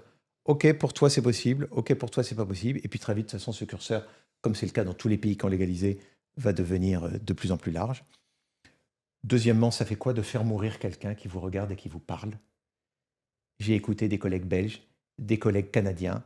Je peux vous dire qu'il y en a qui sont traumatisés parce que l'expérience de faire mourir en 3 minutes quelqu'un qui vous parle et qui vous regarde, c'est une expérience émotionnelle qui est traumatisante. Il y en a qui continuent à pratiquer l'euthanasie, mais qui racontent comment c'est difficile. Et enfin, je crains que dans nos équipes, ça vienne casser quelque chose. Et enfin, dans les familles, là, nous avons quand même des retours. Là, au Canada, on a des retours de familles qui finalement vivent mal ces expériences. On leur a dit que c'était doux. Finalement, ils ont trouvé ça violent. Donc voilà, je ne suis pas forcément opposé à ce qui est un geste. Et je pense qu'en transgression, certains l'ont fait dans des situations particulières, parce que c'était lui, parce que c'était moi. Et que je pense qu'il faut que ça reste une transgression quand ça se fait. Que peut-être il faut réfléchir davantage à des conférences de consensus, à des projets, à des accompagnements dans des situations précises de maladies neurologiques et autres, où l'accompagnement palliatif doit être plus anticipé. Mais je pense qu'aller jusqu'à un vote de loi, c'est aller trop loin. Et l'expérience à l'étranger montre qu'il est peu probable qu'on rende la société plus humaine, mais quand on dépasse les bornes, il n'y a plus de limite et on va déborder complètement. Je trouve qu'il y a des c'est hyper intéressant à votre point de vue et je partage quelques prises de position, notamment sur celle un peu d'abandon des plus fragiles. C'est leur dire, on n'est pas en mesure de vous rendre la vie confortable, de vous rendre la vie agréable, mais on va vous aider à l'arrêter. Et donc, en effet, c'est un peu un abandon de ces personnes-là. Et l'autre question, c'est que pour faire un choix éclairé et en pleine conscience, il faut qu'on propose. C'est un peu comme si j'allais au restaurant et je proposais le plat qui a été fait il y a une semaine, qui est plein d'asticots. et une soupe toute chaude, excellente qui vient juste d'être faite. Mais en fait, le choix, il est vite fait parce qu'on n'a pas les 2 mêmes plats. Et je pense que c'est important pour ceux qui nous écoutent de se rendre compte de ça aussi. C'est que pour moi, on tape à côté du sujet principal qui est en effet, de permettre à tout le monde de finir sa vie dans des conditions décentes. Mais des conditions décentes ne veut pas dire provoquer la fin de vie. Et peut-être que ce sujet-là devra revenir sur le tapis pour moi plus tard, une fois qu'on aura des soins palliatifs qui seront accessibles à tous, une qualité de vie et une autonomisation qui seront accessibles à tous aussi. Vous devez peut-être connaître Olivier Goy, qui est entrepreneur, C'est rencontré. Oui. ouais, que je trouve hyper inspirant et qui en parle justement dans son livre, un peu de toutes ces choses-là.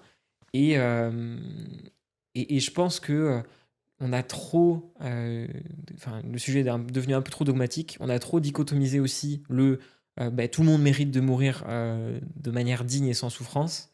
Déjà, qu'est-ce que c'est que mourir de manière digne? Réellement, je pense que c'est peut-être pas la même chose pour vous que pour moi.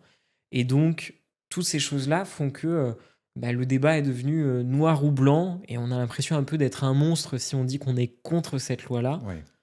Alors que non, en fait, c'est peut-être une réaction qui est aussi profondément humaine. Et l'autre point sur lequel je vous rejoins complètement, c'est que provoquer la mort, ce n'est pas rien. Moi, comme je vous ai dit, j'ai fait le serment d'Hippocrate il y a 10 jours. Dans le serment d'Hippocrate, il y a une phrase qui dit « Je ne provoquerai jamais la mort délibérément ». C'est-à-dire que même il y a plus de 2000 ans, c'était déjà un sujet, Absolument. c'était déjà quelque chose qui était important, et c'est quelque chose qui ne fait pas partie de l'essence même de ce pourquoi on a pratiqué la médecine. Et donc voilà, c'est tout ça qui rend ce sujet très complexe. Et l'idée avec cet épisode, c'est absolument pas de faire en sorte que les gens qui nous écoutent soient contre, c'est plus de se construire un esprit critique par rapport à quelque chose qui est trop mis en avant comme étant soit vous êtes pour que les gens décèdent dans la dignité, soit vous êtes un monstre. Et c'est pas l'idée de tout ça, en tout cas. Je rejoins complètement avec le serment d'Hippocrate. En fait, s'il y a 24 siècles, Hippocrate, dans ce serment, a écrit cette phrase-là, c'est que la question se posait déjà. Mais moi, je trouve que cette question, elle est légitime, elle est humaine, elle est normale, elle fait partie de la condition humaine. Je trouve normal, compte tenu de la condition humaine qui est qu'à un moment, on a une fin, compte tenu de la finitude de l'être humain, de se dire, la perspective de ce qui va m'arriver fait que j'ai pas envie de vivre ce temps-là, et donc je voudrais pouvoir l'éviter. Et donc je trouve normal qu'il y ait ça. Et d'ailleurs, peut-être qu'il faut rendre ça possible, mais jusqu'où? Et c'est ça qui est difficile. Et on voit dans les pays qui ont légalisé qu'en fait, il n'y a pas de curseur possible. Si on met un curseur dans la loi, eh bien, on va forcément le déplacer. Et qui peut mettre ce curseur? Comment dire à toi, ta vie, elle est exceptionnelle, tu es dans une situation exceptionnelle, donc ok, tu as accès. Et toi, non. Chaque vie est exceptionnelle, chaque fin de vie est exceptionnelle. On est tous exceptionnels, enfin, je veux dire, on est tous uniques. Donc c'est extrêmement difficile. Il y a un autre sujet aussi, c'est qu'en ce moment, il y a un courant qui laisse penser que la façon digne de mourir, c'est par suicide. Que la façon digne de mourir, c'est de manière provoquée. Alors que jusqu'alors, on avait quand même dans notre organisation sociétale toute une construction sur la prévention du suicide. Je pense que c'est très difficile pour nous, et comme pour les gens qui ne sont pas soignants, de faire de la prévention du suicide tout en disant que dans certaines conditions, l'aide au suicide, c'est la façon digne de mourir. Mais c'est quand même très difficile tout ça. Et enfin, cette question de pouvoir précipiter la fin de vie quand on est dans une situation extrême a été complètement parasitée par un mouvement qui veut profiter de cette entr'ouverture possible qu'a proposé le Comité consultatif national d'éthique ou la Convention citoyenne pour en faire un droit général à la mort décidée le jour et l'heure que j'ai choisi, au nom de ma liberté individuelle, au nom de mon autonomie, ce qui est complètement différent et qui vient d'une certaine manière instrumentaliser un peu le corps soignant à qui on exige et à qui on dit bah, je veux être en droit d'exiger qu'on me fasse mourir, qu'on me tue. Ça, c'est quand même complètement différent.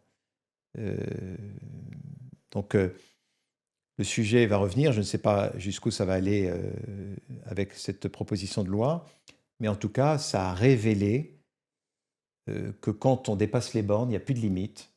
Est-ce que c'est ça qu'on veut? Quelle société on veut? Et ce que ça a révélé aussi, c'est que des personnes qui ne prennent jamais la parole, c'est-à-dire des personnes très lourdement handicapées, parfois tétraplégiques, euh, parfois dans des situations où ils ont besoin de leur aidant 24 heures sur 24, ont pris le micro pour dire, écoutez, nous, on se sent quand même blessés parce que votre loi, elle nous rend éligibles et qu'aujourd'hui, nous sommes dans des situations où nous essayons, notre combat, c'est chaque jour de trouver une existence avec notre dignité.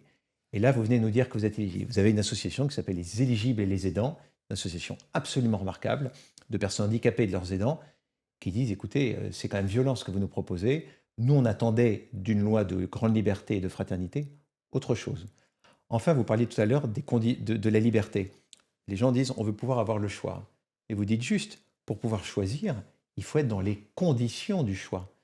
Si je choisis de mourir parce que je n'ai pas dormi, que je n'en peux plus, parce que je suis douloureux et que je n'en peux plus, bah, ce n'est pas les mêmes conditions que si je suis soulagé et que je fais la demande. Euh, un jour, on a eu une situation qui m'a bouleversé. On avait un monsieur qui était en phase avancée d'un cancer et qui avait décidé d'aller en Suisse pour un suicide assisté. Et il avait tout organisé. Il y avait une voiture qui venait le chercher, il l'avait dit à tout le monde, il l'avait dit à sa famille, et c'était planifié. Et il était à l'hôpital. Et la veille de son départ, il se retrouvait dans une situation d'angoisse majeure, il ne pouvait plus bouger, et on s'est relayé à son chevet pour essayer de comprendre ce qui se passait. Et il nous a dit qu'en fait, il était terrifié par la perspective de son rendez-vous du lendemain, qu'il ne voulait plus y aller, que c'était extrêmement angoissant. Donc, tous ceux qui se sont relayés à son chevet lui ont dit, mais vous pouvez ne pas y aller, on continue à vous soigner, à vous prendre en charge, éventuellement vous remettez votre date à un autre moment. Et il nous a dit, c'est pas possible, je l'ai dit à tout le monde. Et il est allé à son rendez-vous. Il est allé au bout de sa démarche. À ce moment-là, était-il libre ou était-il prisonnier de sa parole publique?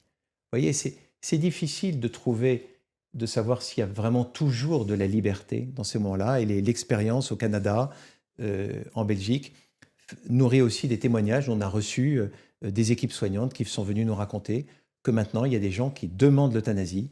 Ils ne sont pas en souffrance, ils ne sont pas en fin de vie, mais ils disent, ben voilà, moi je vais être un poids pour ma société, je vais être un poids pour ma famille, je vois que je commence à coûter.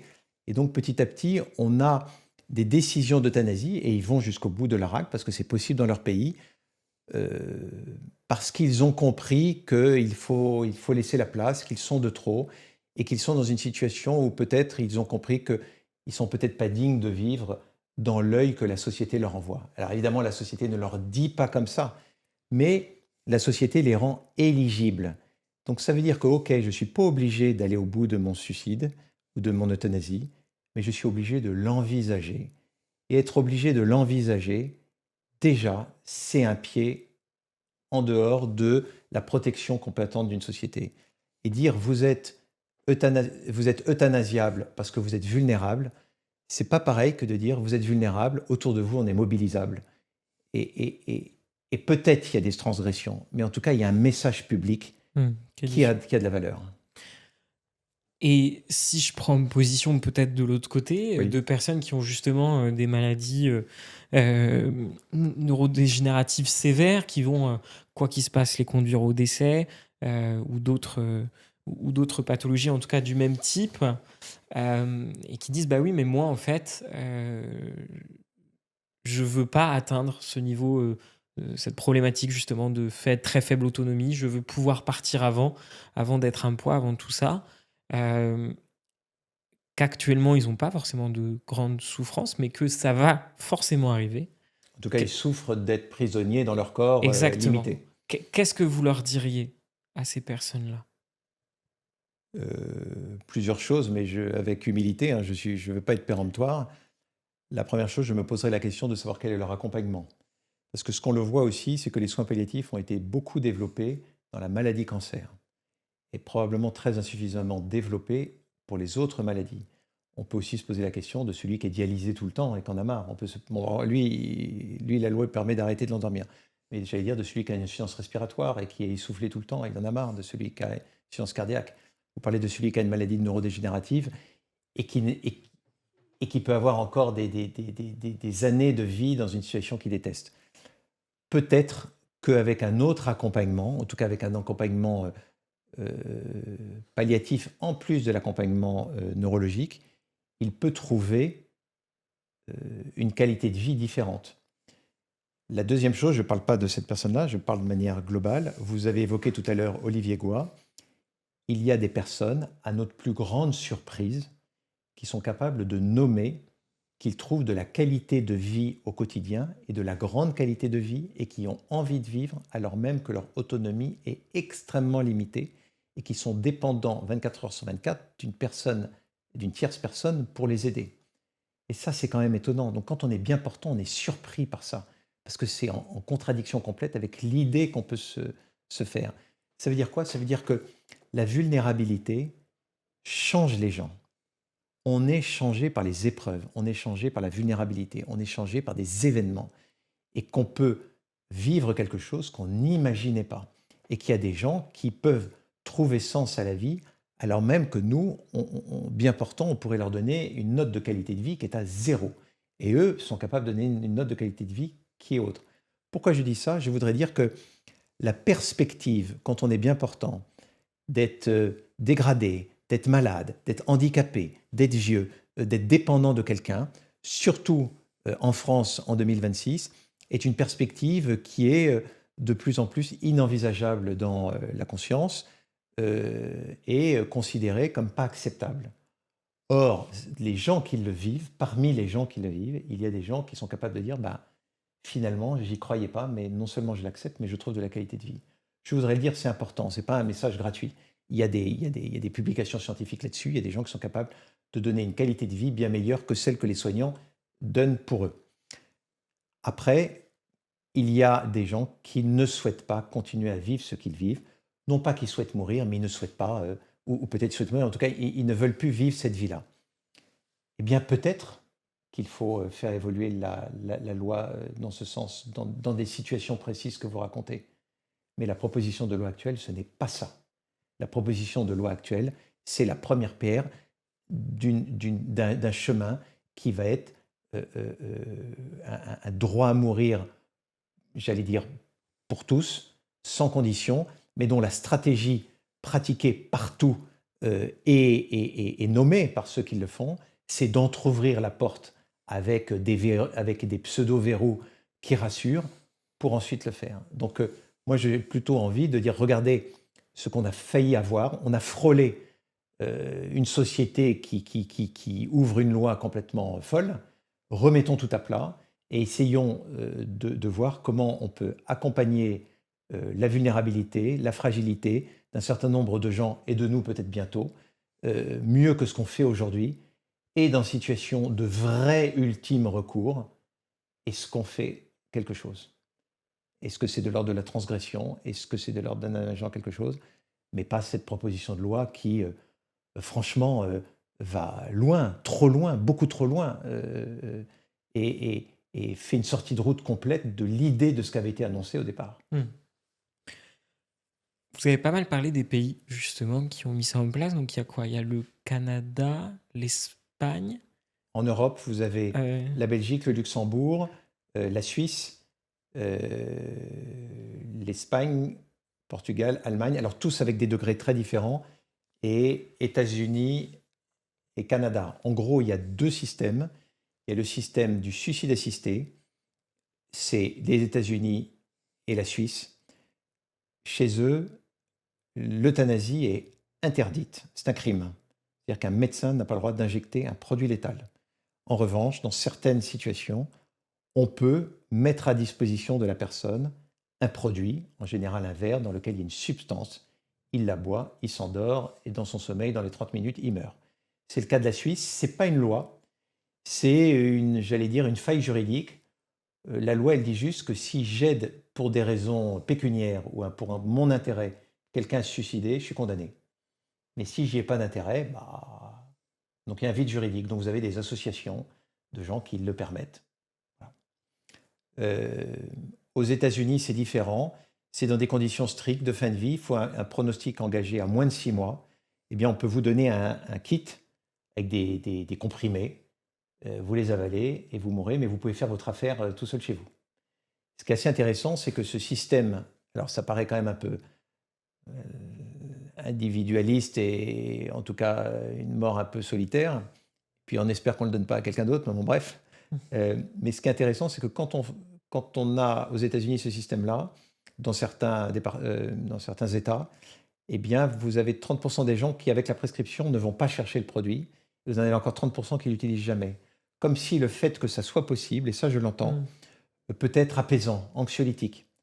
Je veux aussi dire que c'est apaisant d'avoir une équipe qui vous dit on fait équipe avec vous, on ne vous laisse pas tomber, voilà comment vous pouvez nous joindre et voilà ce qui est possible. Mais bon. Donc voilà en gros les deux modèles. Là où il y a le modèle suicide assisté, il y a au fil du temps une progression mais qui est très lente. Là où il y a euthanasie, c'est-à-dire un rendez-vous avec un médecin pour une mort choisie, où il injecte un produit létal, et vous endormez et vous mourrez dans les 3 minutes, tous les pays qui ont légalisé ont depuis leur ouverture une courbe ascensionnelle des euthanasies pratiquées qui ne fait jamais plateau. Donc ça fait que monter, on dirait la courbe du Covid au début de l'épidémie, ça ne s'arrête jamais. Donc il y a encore 15% d'augmentation en Belgique, 22 ans après la promulgation de la loi. Au Canada, on est au Québec à 8% des décès par euthanasie. Et quand vous regardez les courbes, ça monte sans cesse. Pourquoi ça monte sans cesse? Parce que les critères sont élargis systématiquement par décret, enfin par modification de la loi. Au début, on avait dit que les personnes majeures, que les personnes en fin de vie, que les personnes avec des maladies en phase avancée dans un ultime recours quand on a tout essayé. Puis petit à petit, on l'élargit aux mineurs, on l'élargit aux gens qui ont une maladie psychiatrique, aux gens qui sont fatigués de vivre, aux gens qui sont très loin d'une fin de vie, mais qui le décident parce que derrière, il y a ces lobbies qui mettent en pratique ce qu'ils souhaitent depuis le début, et donc ce ne sont pas des dérives, c'était le projet initial, c'est-à-dire la possibilité d'être aidé par la médecine à stopper sa vie par suicide, sans condition, dès lors qu'on l'a décidé, mais pour y arriver, il fallait présenter une proposition de loi acceptable qui laisse penser qu'il y a des verrous, qui donne une idée de liberté, de choix et d'ultime recours, alors que le projet est tout autre. On pourrait discuter de ce projet de la mort choisie sans être malade, sans être en fin de vie. On est en démocratie, on peut en discuter. Mais ce débat n'a pas lieu. Donc en fait, il y a un débat avec dans l'esprit collectif, bah oui, si je me retrouve dans une situation épouvantable, j'aimerais que la loi le permette. Mais la proposition de loi, elle est tout autre. C'est là où je trouve qu'il y a tromperie. Il n'y a plus le mot fin de vie, le mot suicide et euthanasie ne sont jamais nommés. Pourquoi on n'est pas capable de nommer quelque chose qu'on pense qui va amener un droit nouveau, amener une liberté nouvelle? C'est qu'il y a un loup. Et enfin, il y a tromperie sur le fond, puisque la réalité de la proposition de loi est infiniment plus large que l'idée qu'on s'en fait par ce qui a été annoncé au départ. Oui, complètement. Et c'est vrai que j'aimerais rebondir sur le point des pathologies psychiatriques aussi qui sont lieux de souffrance quand même très prononcés pour les patients qui en souffrent et qui se compliquent souvent de suicide ou de tentatives de suicide du reste. Autoriser justement la fin de vie provoquée pour ces personnes-là, je trouve que moi, le message, il est catastrophique. On passe vraiment d'un côté où on essaye de soigner les gens, on essaye de... Ce que vous demandez à n'importe quel dépressif sévère qui a des idées suicidaires, s'il peut faire la demande de mettre fin à ses jours, ben en fait, il la fera et ce sera accepté. Et on ne l'aidera pas, en fait, à se sortir de ça. Alors peut-être que ça va lui prendre du temps de sortir de ça, 2, 3, 4, 5 ans, mais il s'en sortira et quand il s'en sera sorti, il sera très content, en fait, de ne pas avoir mis fin à ses jours, comme c'est le cas de patients qui ont fait des tentatives de suicide et qui s'en sortent par derrière. Et je trouve que ce message-là, en tout cas qu'on donne aussi pour ces patients en souffrance psychiatrique, bah, il est catastrophique, vraiment. Et je pensais pas que c'était aussi ouvert dans d'autres pays. Je pensais pas que juste parce qu'on était âgé, on pouvait demander à un moment donné de mettre. Ce qui est hyper intéressant dans ce que vous venez de dire, c'est que vous venez de me partager finalement un curseur au-delà duquel, pour vous, ça vous paraît inadmissible. C'est-à-dire les gens qui ont une maladie Ouais. psychiatrique. D'autres vont mettre d'autres curseurs. En fait, il y a autant de curseurs que d'individus sur Mm. l'idée de ce qui se font, de ce qui est acceptable comme curseur d'une loi qui provoque la mort et de ce qui ne l'est pas. Et donc, le bilan que j'espère, enfin, je pense dire une phrase objective, il est impossible de mettre un curseur. Ce curseur ne peut pas tenir dans le temps puisqu'il y a autant d'individus que de curseurs. Et donc, on ne peut pas. Donc, soit c'est pour personne, soit c'est pour tout le monde. Et si on veut le faire, il faut que ça soit dans le cadre d'une transgression, mais dans la loi, c'est pas possible. Après, il faut peut-être aménager quelque chose. En tout cas, c'est pas possible. Vous parliez des maladies psychiatriques. Aujourd'hui, avec la proposition de loi telle qu'elle est dans la navette parlementaire, la maladie psychiatrique seule ne peut pas être une cause suffisante pour une aide à mourir, c'est-à-dire une euthanasie, une suicide assistée. Mais dans les échanges qu'il y a eu à l'Assemblée nationale, il y a eu des votes d'amendements, c'est-à-dire des députés qui proposent des modifications de cette proposition de loi. Eh bien, il y avait des amendements pour. Donc la demande, enfin, on sent la pression. Vous avez un amendement qui proposait l'aide à mourir pour des personnes qui sont soit anxieuses chroniques, dépressives sévères, bipolaires, schizophrènes. Mais c'était quand même vertigineux. Et donc, ce sont des propositions de loi qui sont sous l'appui d'associations qui demandent et qui viennent finalement signer qu'elles souhaitent le maximum. En 2027, en 2024, au Canada, le critère sur maladie psychiatrique devait s'ouvrir. Et finalement, il y a une réaction forte du monde de la psychiatrie et autres, mais c'est repoussé à 2027. Et dans d'autres pays, c'est possible.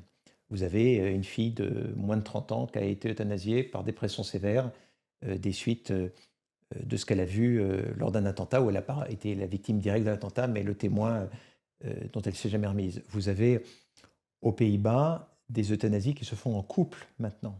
L'année dernière, vous avez eu 58 euthanasies de couple. Donc il y en a un qui est très malade, l'autre qui doit l'être aussi. Enfin, c'est quand même intéressant de se demander quel est le niveau de consentement de l'épouse, par exemple, vis-à-vis de son mari qui est dans une maladie hyper grave et qui, vous avez l'ancien Premier ministre des Pays-Bas qui s'est fait euthanasier avec son épouse. On peut quand même se poser des questions. Et puis surtout, au tout départ, c'était pour des gens qui étaient dans une situation de grande souffrance. Et aujourd'hui, on le voit en Belgique et ailleurs, de plus en plus, en fait, ce sont pour les personnes âgées, Mm. qu'on appelle polypathologies liées à l'âge. C'est-à-dire qu'elles ne sont pas en fin de vie, elles ne sont pas forcément dans des souffrances physiques ou psychiques extrêmes. Elles sont dans l'idée qu'elles ont vécu leur vie, qu'elles sont fatiguées de vivre, et elles vont dire bah, j'ai des troubles de l'audition, j'ai des troubles de la vision, j'ai un peu de difficulté à marcher, j'ai des douleurs articulaires. Un critère seul ne suffit pas, mais l'association des critères rentre sous le vocable polypathologie liée à l'âge.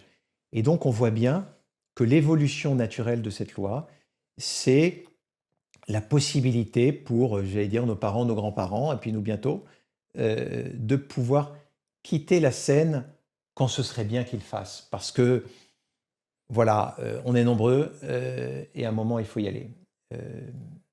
Est-ce que la société sera plus humaine comme ça? Je ne sais pas, mais ce qui est sûr, c'est que ce n'était pas le message de départ de la proposition de loi, Mm. Ouais, complètement. ou des propositions de loi dans les pays étrangers. Ouais. Je pense qu'on vraiment on pourrait en parler pendant des heures, mais si jamais cette loi elle passe et elle finit par passer, elle ressemblera à quoi la France et la fin de vie dans 10 ans, justement?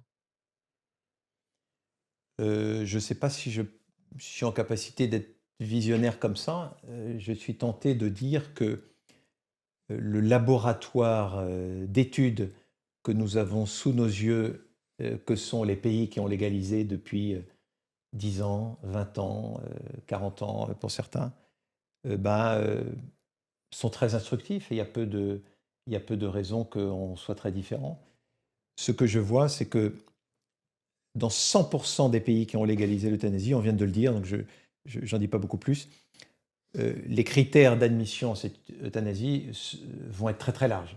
Et donc on va aller vers une mort choisie, mais qui est peut-être le souhait des gens, hein, c'est-à-dire la possibilité d'avoir recours à un service de la mort qui, sur votre demande, vous fait mourir.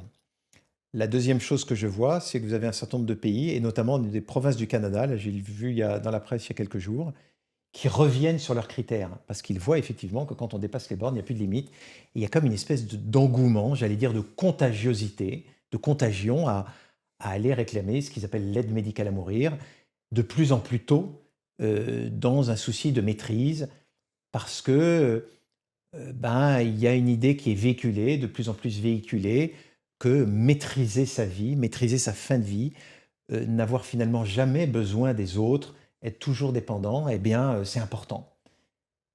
Donc, est-ce que notre société va ressembler à ça un jour? Je ne sais pas. Mais ça voudrait dire que ce serait une société où la vulnérabilité n'a pas trop droit de citer. Et je trouve que ça va contre le mouvement qu'il y a, je trouve très fort depuis 3 4 ans, qui est le mouvement un peu des vulnérables. C'est-à-dire de rappeler à tout le monde que, de par notre condition humaine, on est tous vulnérables sur une planète vulnérable et que jouer les durs, refuser toute dépendance, refuser de dépendre de quelqu'un et de nommer la perspective d'être fragile, vulnérable ou dépendant toujours de manière négative, c'est se faire du mal et c'est ne pas trouver de l'apaisement. Et vous avez parlé tout à l'heure des gens qui ne se sont pas suicidés après un événement, un accident, et qui ont pu trouver une maladie psychique qui les a fait souffrir ou un handicap, et qui après être passés par ça ont envie de vivre. Ben, on a eu les Jeux paralympiques. Les Jeux paralympiques, ça a été des témoignages de gens qui sont venus décrocher des médailles d'or de résilience et qui auraient sans doute choisi le suicide ou l'aide au suicide dans les lendemains de leur accident qui les a rendus paraplégiques, qui leur a fait perdre une jambe, qui leur a fait perdre la vue, j'en sais rien, et qui, au fil du temps, à condition d'être aidé, accompagné et de trouver une épaisseur de lien social, parce que je ne fais pas la promotion de la vulnérabilité, hein. Quand vous êtes vulnérable et tout seul, votre avenir, il est zéro. Votre avenir, il est possible et votre qualité de vie, elle est possible. Je ne fais que relayer ce qu'on me dit, je ne suis pas dans l'idéologie. C'est d'avoir une épaisseur relationnelle qui fait que c'est possible la vie. Parce que vous avez de la sollicitude, vous sentez aimé des autres et vous acceptez votre dépendance. Vous avez un mouvement qui va dire que, c'est toujours le mouvement des vulnérables, qu'en société, quand on travaille dans une entreprise, pardon, et ben pouvoir partager un peu de vulnérabilité et accueillir mieux la vulnérabilité qu'on le fait, ou le handicap, eh bien ça fait des leviers de performance, on vit complètement différemment et on a moins besoin de se cacher en permanence derrière un masque de je suis très fort. Et que partager sa vulnérabilité, en fait, ça apaise, ça fait du bien, ça permet ça permet, oui, de mieux vivre tous. Hmm. Complètement. Il y a une conférence TED qui s'appelle Pouvoir de la vulnérabilité, justement, qui est très chouette là-dessus. C'est pas forcément lié à la maladie ou à la fin de vie, c'est plus lié aux relations humaines, mais ça reprend pas mal de ça. Si vous permettez, je voudrais dire aussi quelque chose. Je pense, là je parle à titre personnel, je pense que la confrontation à la vulnérabilité des personnes âgées, des personnes malades, des personnes handicapées, en fait, m'a contribué, et c'est pareil, je pense, pour mes collègues, à nous apaiser sur la projection souvent angoissante qu'on peut se faire de notre futur, de notre fin de vie, de notre dépendance. Parce qu'à force de côtoyer des gens qui ont pu, à des moments, vouloir mourir, vouloir que tout s'arrête, crier leur détresse, que cette vie n'a pas de valeur, eh ben, le fait qu'ils ont pu très souvent témoigner qu'elle en a de la valeur, eh bien, est venu apaiser l'idée que c'est forcément apaiser l'idée que la vie serait forcément sans valeur avec cette vulnérabilité. Bah, non, je réalise qu'on peut trouver sens à la vie et de la qualité de vie avec la vulnérabilité de la condition humaine qui est fragilisée par les épreuves ou la vieillesse. Je dis pas que je souhaite être handicapé et en fin de vie là maintenant, mais c'est venu nous bousculer et de manière positive. Et vous savez, si les équipes de soins palliatifs sont solides, aiment ce qu'elles font, dans une situation où bien souvent il y a peu d'absentéisme, c'est qu'il se vit des choses qui sont de l'ordre de la vie intense et qui ont de la valeur. Sinon, on ne tiendrait jamais. Si on était en permanence confronté à des gens qui veulent mourir, qui disent que la vie n'a pas de valeur, mais on serait tous partis depuis belle lurette. Hein, on n'est pas des surfemmes ou des surhommes. Donc ça, c'est quand même costaud. Mmh. Ouais, complètement. Complètement. Et même hors soins palliatifs et tout ça, c'est vrai que même dans notre pratique de la vie de tous les jours, Ouais. il y a des gens, et on parlait d'Olivier Goy tout à l'heure, je pense que ces gens-là aussi sur la scène publique sont très importants parce que en partageant, je pense qu'il est bien plus heureux avec sa vulnérabilité que bon nombre de personnes valides. Et ce genre de discours-là sont essentiels aussi pour la population générale. Je pense qu'on a fait pas mal le tour du sujet. J'aime bien conclure en vous demandant de me dire à peu près les 5 choses qui pour vous sont importantes à retenir justement sur cette discussion et sur ce sujet-là, pour ceux qui vont écouter l'épisode justement jusqu'au bout. 5 choses. En premier, je reviendrai sur ce qu'on vient de dire. La vulnérabilité fait partie de la condition humaine.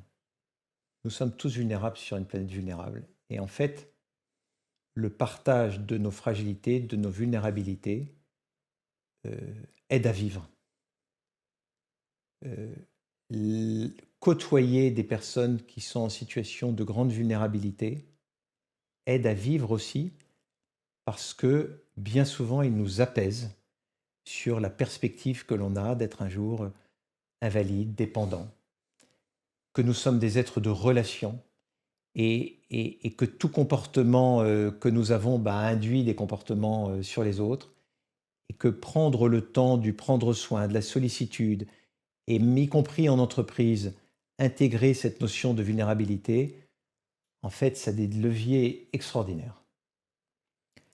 La deuxième chose, c'est que dans les situations de fin de vie, dans les situations de maladie grave ou de handicap grave, il y a quand même dans le monde du soin et parmi les gens, y compris non soignants, des possibilités d'être accompagnés, de ne pas être seul, pour être soulagé d'un certain nombre de symptômes et pour être, j'allais dire, heureux des sollicitudes que l'on a.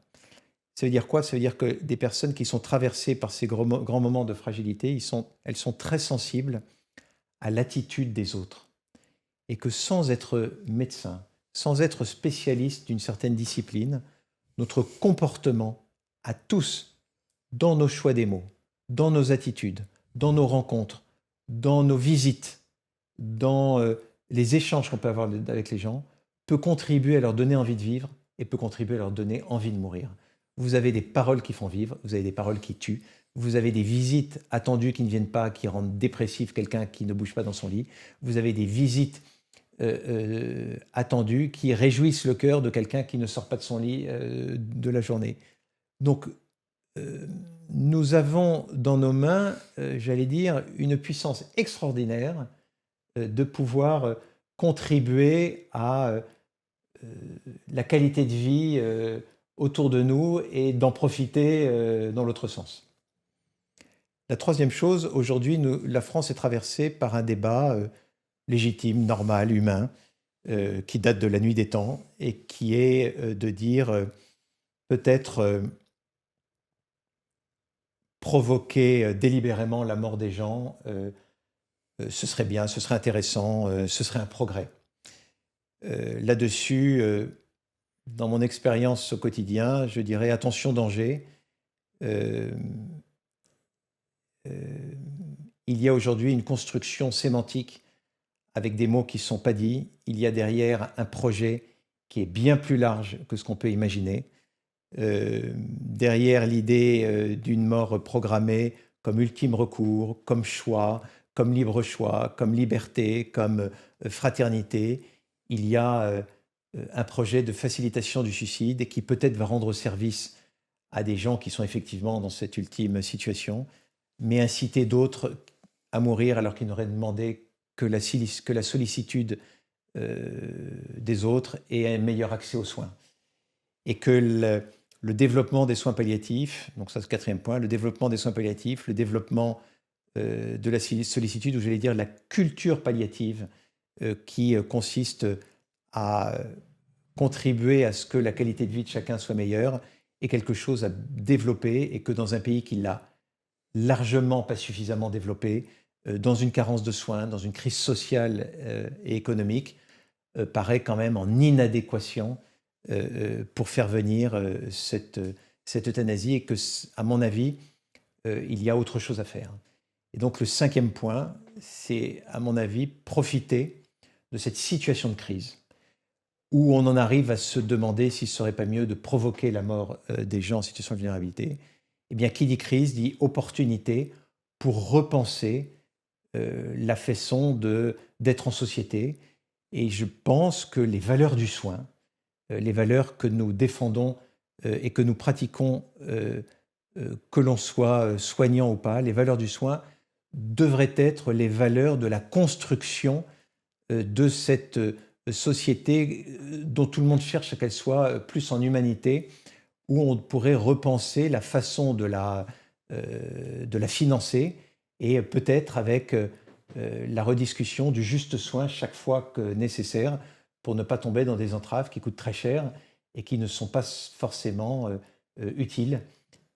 Voilà un chemin. Moi, j'espère que ce sera l'occasion de penser la vulnérabilité, de penser le soin comme politique nationale pour les mois et les années à venir.